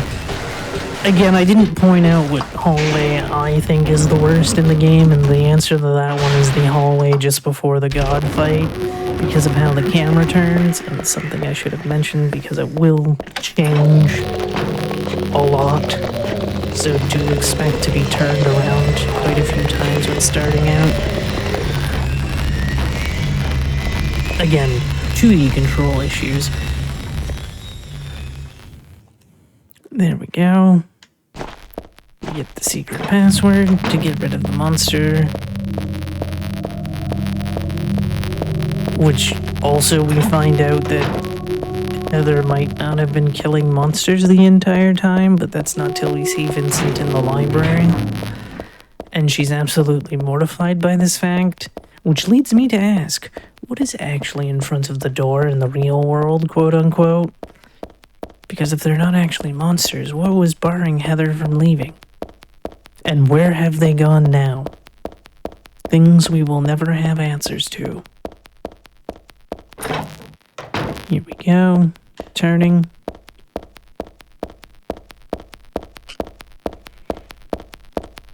And 102. There we go. Again, equipped Hotfix first and equip the shotgun second, because again, when we open up the menu inside the hospital, we will be right on the shotgun to be able to equip it. And you want to wait till after his head bobble, because he's got iframes. And then kick to finish him off.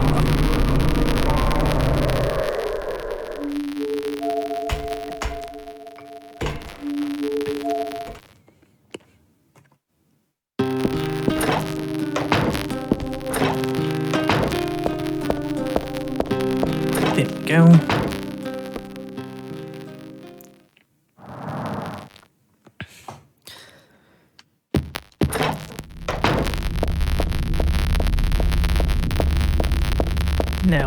inside Silent Hill, finally. That's right. The first half of the game's not in Silent Hill, Chad. It's blasphemy. I don't know. Red car, also dogs.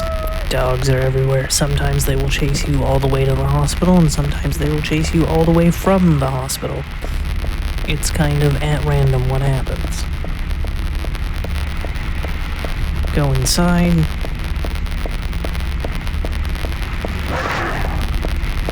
Now, as I mentioned Heaven's Night in the tutorial, it is a location that we can go inside. Unfortunately, however, it does not include the music, which is very disappointing.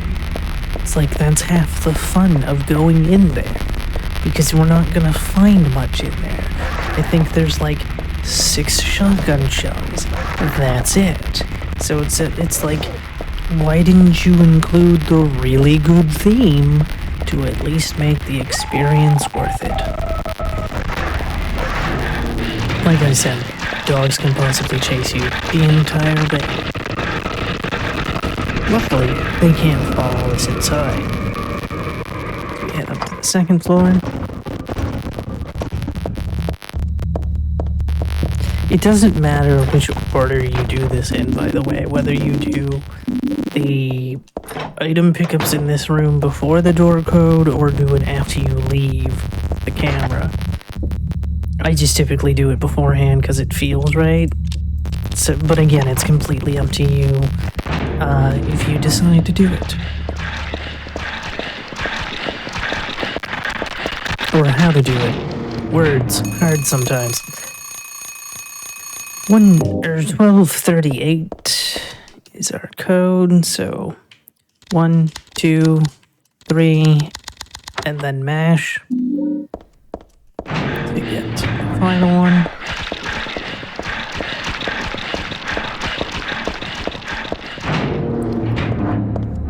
Also, I should have mentioned what my control scheme is.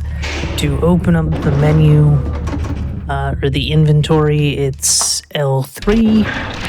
To pause, which is to bring up the menu that has save and load on it, is R3.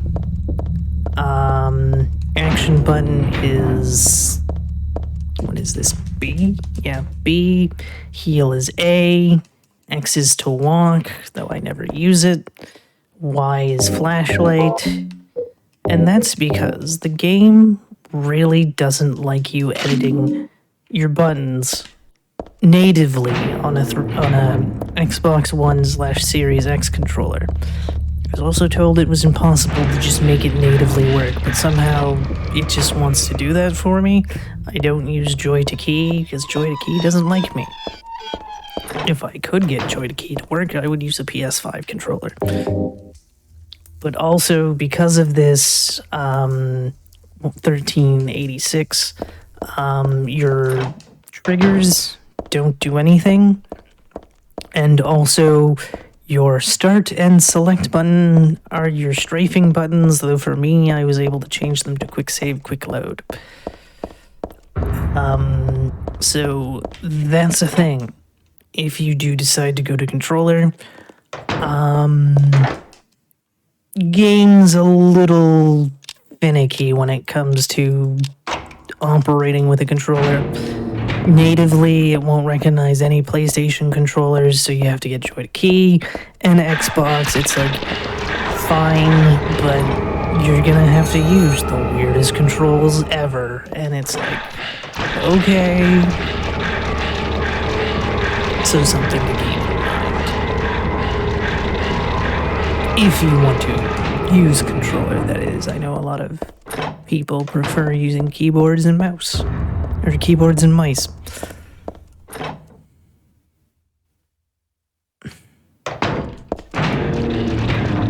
Alright, so we answered the phone call. We have what we need. By the way, if you wanted to grab the SMG, it's across the room from the room that we get the code for the 3rd floor from, down in the basement.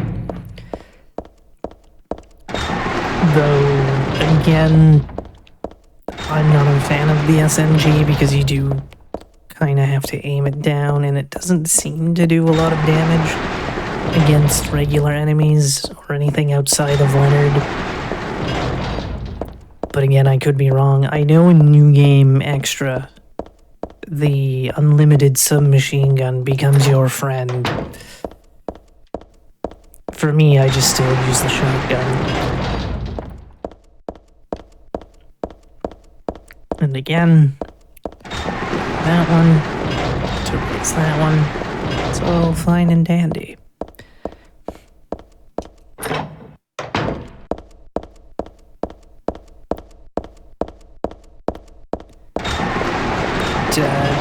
Yes, the community is actually really great and really helpful and friendly. So if you do have interest in picking up this game, also this can happen sometimes. Don't freak out when that happens, where it just randomly pauses. It's fine. It's just the game trying to catch up, and you don't have to like freak out or anything. It's just gonna take a second, and then it'll unfreeze, and you can keep going. The timer's paused while it's doing that as well, so you don't have to be like, oh no, I'm losing time. It's completely fine. Just give it a second, and it's gonna be like, oh okay, I'm okay now. I'm gonna stop freaking out. But as I was saying before, I was so rudely interrupted by the game freezing for a second. The community's fantastic. There's a ton of excellent runners, and they're all very helpful if you have any questions about the run. The world record holder, Deathropes, is more than happy to answer any questions you may have.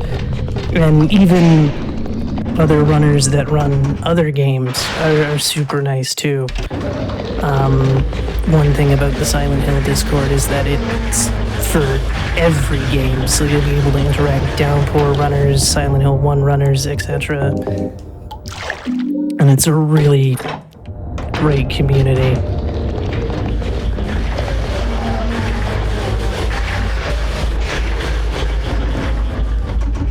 Right, and then which floor did I just come from? I think that was 3, right? Yep. So then we can go to 1. That's another thing. If I get too distracted and not pay attention to what I'm doing, sure, my muscle memory is taking over, but then my brain goes, wait, where are we? Because sometimes the brain wants to interact and be like, okay, what are we doing? Yeah, as soon as your brain catches up to what you're doing, you're like, what's going on? Yep. Another example of DDRing through the door.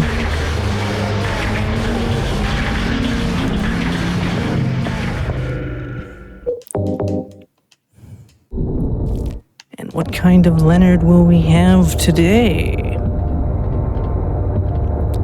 Here we go. And we get a swimmer. Excellent. Not excellent, but I mean, them's the break sometimes.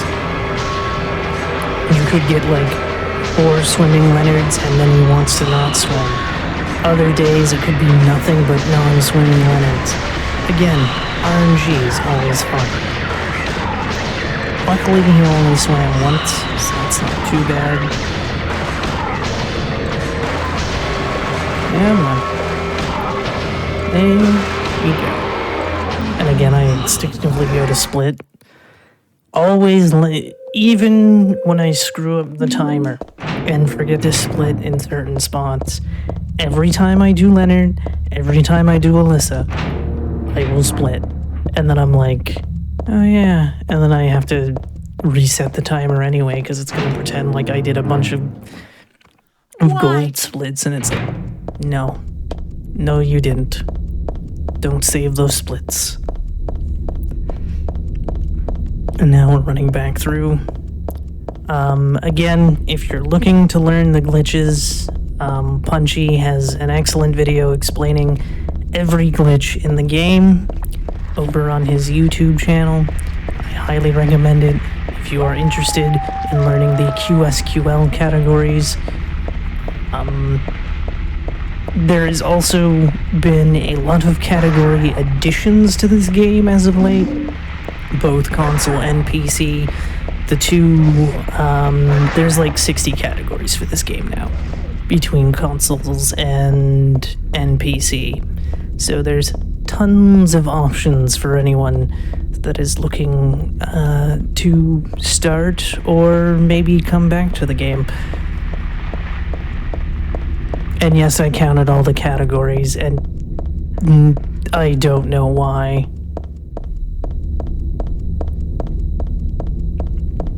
And here we go. We have returned.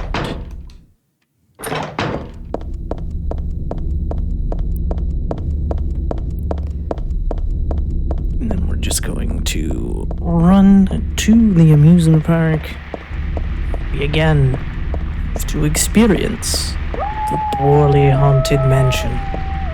We're so glad you came. Please come inside and look around. When you feel you're ready, then go through the door. By the way, if you do want to pick up No QSQL, get ready to know that word for word.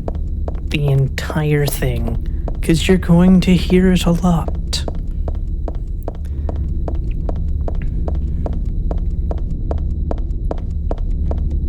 Unless, of course, you do New Game Extra, in which case you can skip most of it and not have to hear any of it, really. And you'll be good. But then you'll miss out on the fun. Alright, here we go.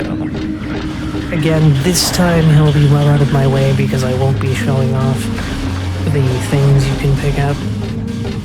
Unless I didn't equip the thing, in which case he's going to be a brick wall. Pretty sure I equipped it. Again, we got another short key. When the key falls is complete RNG. Sometimes it can take a little longer. Oh no, I probably didn't equip the perfume because he wouldn't have been right there to do that. That's my bad, everybody. I apologize. We continue to go up to the roller coaster, which I also have a very interesting question about. Now, she gets knocked off the roller coaster. We don't know what kind of roller coaster this is. It could have loops and whatnot. How is she expecting to get down off the track, especially if there were loops? Because I don't even know how one would climb a loop. So it's kind of like, Heather, did you think this one through? Now, granted, it could be a roller coaster that has no loops. In which case, then we're perfectly fine. But also, what happens if there's a steep, like, incline? You know? All these, or a steep slope. Like, these are all things I don't think she thought about before making that trek onto the track. Haunted mansion. We're so glad. So again, this is your perfect time to hydrate come inside and whatnot, look around. because again, we are here for 2 When minutes, you 50 feel you're seconds. ready, then go through the door. Although that 2 minutes, 50 seconds does include the running from the red light. Do you hear those voices? A family of 4 was sliced into bloody pieces in this room. Ah, the cries of the children. The murderer was caught. Do you know Very why interesting he said because in he the killed HD his collection, family? they include the Because original I felt audio for I Silent had Hill 2 to. as well as the new audio for Silent Hill 2. Anyway, But for Silent Hill I'm 3, lying. there is no It's original all audio. just So a joke. unfortunately, we I only wanted to get a scare completely you, new that's Borley's all. Haunted Mansion The truth dialogue. is, only Also, the one PC person version died is missing by audio suicide. dialogue from certain scenes that are both present in the PS2 and HD collection. So that's a little Danny, interesting as well. A quiet young man, but quite friendly as you As can, you can see, He he was so eager to meet you. His hometown is New Orleans, but he came here after first losing his way. Oh, maybe you might know where maybe is the you path might know. to heaven. Where is the path to heaven? can just say This heaven, you can go mansion on is through. quite old, so please, I'm so sorry. This place is just Again, I don't even think the spikes The can fall mechanism on is you on broken, you easy. see. It wasn't supposed to I just think stop they sit there and then you I move. assure you. And then it does that, and There's then the it's like, exit. oh, sorry, I hope wasn't you supposed to enjoyed your happen. tour. It's a Please complete come back and utter mystery. anytime. Or if you'd prefer, We could come and visit you instead. That was supposed to be the Again, exit. But it granted seems my that controller no when my one controller wants to leave. cooperate. Every time we're about to make a turn, flick the stick down. Every time. Because again, the second the red light touches you, it's game over, and then you have to start all the way back from the gift shop. Luckily, however, if you do die, you don't have to sit through the monologue. It treats it as if you're playing on New Game Extra. Though again, you're still losing a ton of time because you have to go back through everything again. Here we go, we pick up the chain.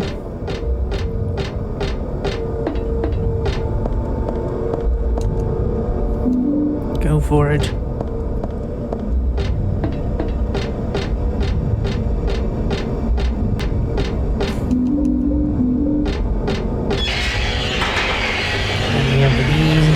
That's the scariest being in the game, the one that just tried to headbutt me, because it's the one you can't see, and if you don't know to go all the way over to the right, it will hit you. Or over to the left. Again, directions hard. And then we hit that, and then activate. There we go. And then we can leave. We find out that Douglas has a broken leg in the HD collection version. He's also severely cut open, and it's really weird that they decided to add that detail.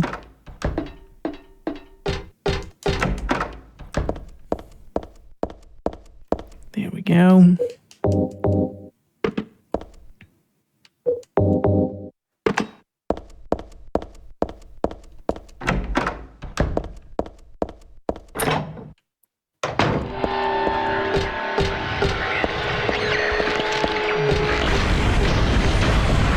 Oh, come on, don't do that to me.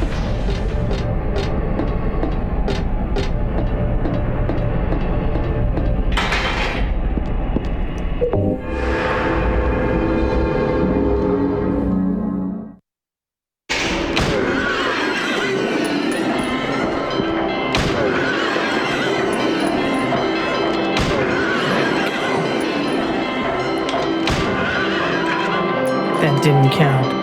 If you just hear a little bit, that means that they're still alive. You need to hear them with the loud wincing, I will call it, to note that they will stop moving.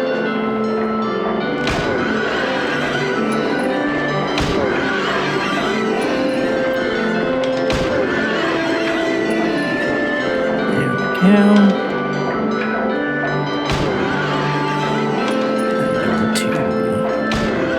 Luckily, we have more shotgun shells than what is needed, because the 2 shotgun shells that I picked up at the beginning in the train is typically not what top runners go for. Top runners only go for one that is inside the subway cars. There we go. Sometimes we can get the noise to happen really fast, sometimes it takes a while. There we go. And 1, 2.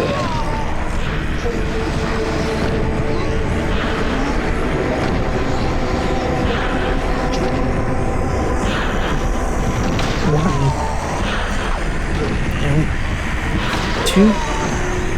Good.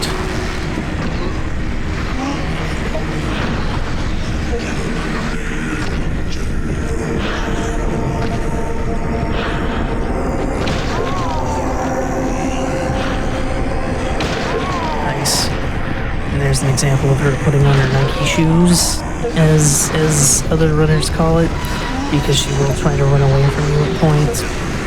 Sometimes you can still be close enough to where you can hit her. Other times you gotta just wait for her to stop wanting to run. There we go. At least the final hit was a nice one.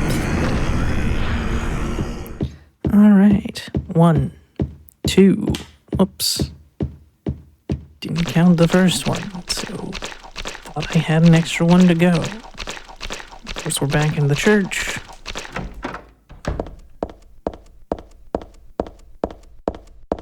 Again, don't mash. Otherwise, she'll look at the walls and read the text. We don't want to do that, because there's no purpose except for to lose time.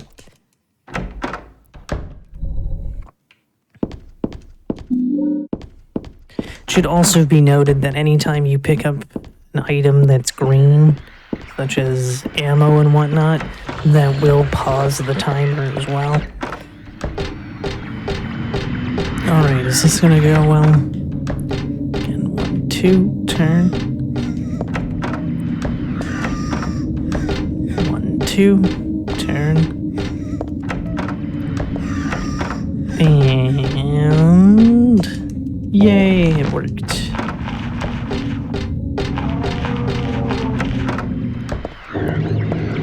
Again, sometimes we can dodge. Oh, there we go, not quite. Sometimes we can dodge in the missionary, other times not so much.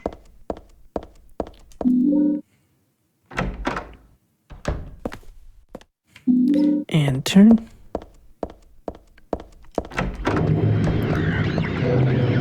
Usually he'll only get one hit in, although sometimes he will be over by the elevator / the top door that we go back through after grabbing cards 3 and 4, so he has another opportunity to hit you.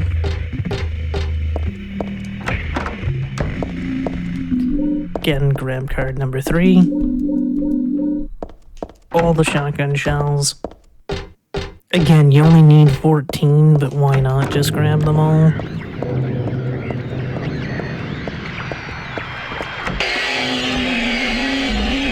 Again, Big's going ever so crazy.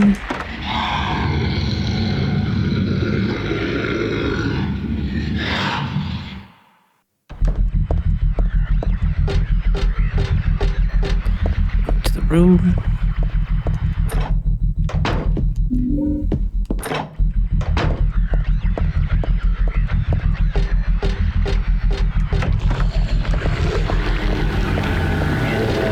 And I'm not sure if the game intends you to grab this one last or not, but because we're already here, that's why we're going to grab it now. And then we have the last one, hopefully. No, I heard her cry right as I stepped up. Every time. She just... Really? Really? You're gonna 5-cycle me? Did I mention she's quite annoying?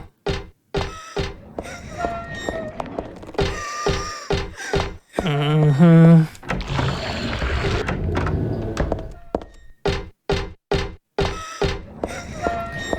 Are you... Sometimes.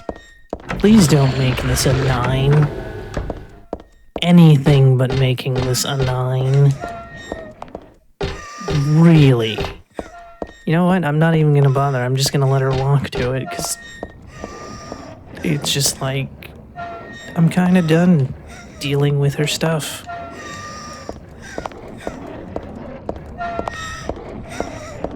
So you just sit here and wait. There you go. Again, you want it to be a 3 or a 6. Because it's still faster than waiting for her. I've had it go up as high as 12. It's not fun.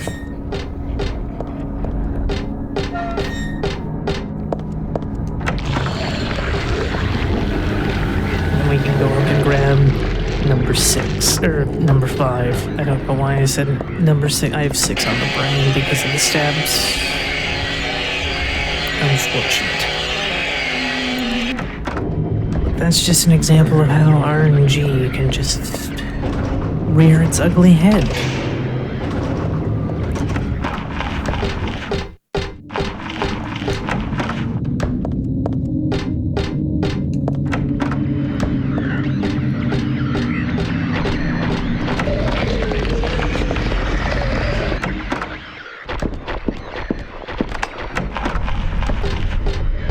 Alright.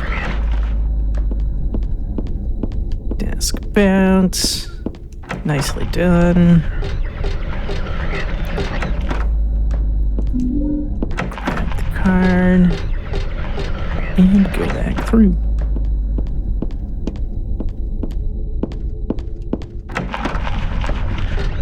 Uh-oh.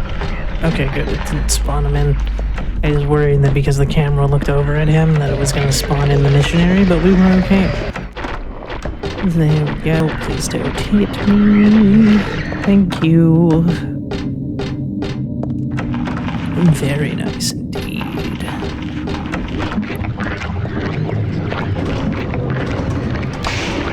Going down.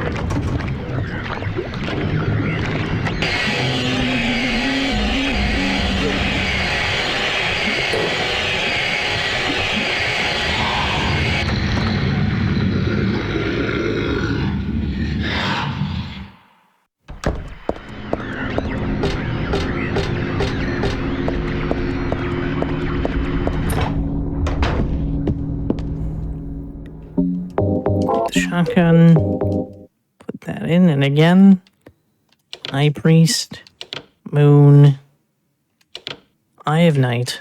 Come on, sometimes cards can be a little finicky for you to grab them. That might just be a controller thing, might not be a mouse thing. And then there you go, but again, the timer is paused during that whole thing, so it's not too bad. I mean, obviously for RTA purposes it's bad, but is what it is. Again, use the pendant, run away, down into the hole. 1, 2, 3, 4,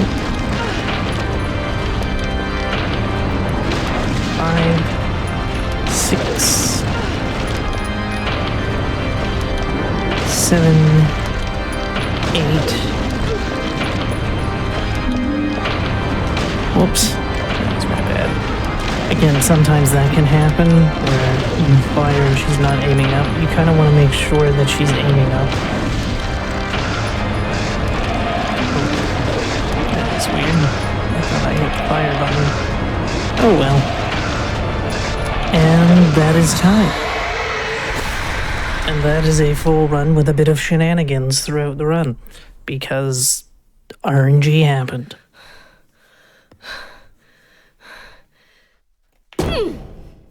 Yeah, so like this is what like a no reset run would look like. Yeah. Yeah. I mean, it was still pretty good even with, you know, the minor RNG, so. Hooray. What was the final time? Out of curiosity. 53:50 RTA. Okay. I guess it's Not too bad. But yeah, that is Silent Hill 3, no QSQL. Again, there's true glitchless, there's no monster out of bounds, there's unrestricted, there's trying to think of anything else off the top of my head. Well, console is split, so you could do console, true glitchless, console, and then, so there's at least 6 new game categories to check out if you so wished. But thank you very much for having me. I enjoyed being here, and I hope that the tutorial was helpful in some way. Yeah, thank you so much for being here. I think you did a pretty good job explaining it. Everything seemed pretty straightforward from what you explained, so I think it went very well. Thank you so much for being here. It was a pleasure. Do you have problem. anything else you'd like to say before we end the show? Yes, you can find me, obviously, twitch.tv/Abby's Corner. I also have a speedrun podcast, Speedrunners and Coffee, where I interview speedrunners about sort of their speedrun origins. I'd also like to thank Punchy and Death Throws for letting me mention their videos. And I also like to give a shout out to Catlink, who got me into the game, Bakba Soup for getting me into speedrunning in general, and Borizzle, Mr. McSqueezy, So-So, UFO Techie. There's a ton of people I'd like to give a shout out, but I'm not gonna like super shout out everybody all at once. Umbrella Jill's the last shout out I'm gonna do on stream because she actually helped me to prepare for this. What was it again? Thank you all once again. The name my father gave me. One quick question that somebody asked. Do you know roughly how much quick save, quick loading shortens the run? I'm assuming that's what QSQL stands for. Yes, If that's not, what QSQL stands for. Yeah. Depends which version. Unrestricted, I think the world record is like 29 minutes RTA, or LRTA, which stands for Loadless Real-Time Attack. And QSQL is like a 36 something. So there's at least 7 minutes. But again, there's a lot of glitches involved. Yeah. I don't know about No Monster Out of Bounds. Yeah, because there's a lot of, like, in the sewers, you can save a minute and a half easy because you can skip, like, the back half of it completely. Okay.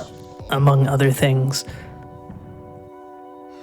And, of course, UFO being the shortest category in the game, with being able to be finished in, like, 16 minutes LRTA, and I think 13 minutes is QSQL's record right now. I think I haven't looked completely at the boards in a while. But you can definitely save a lot of time doing QSQL.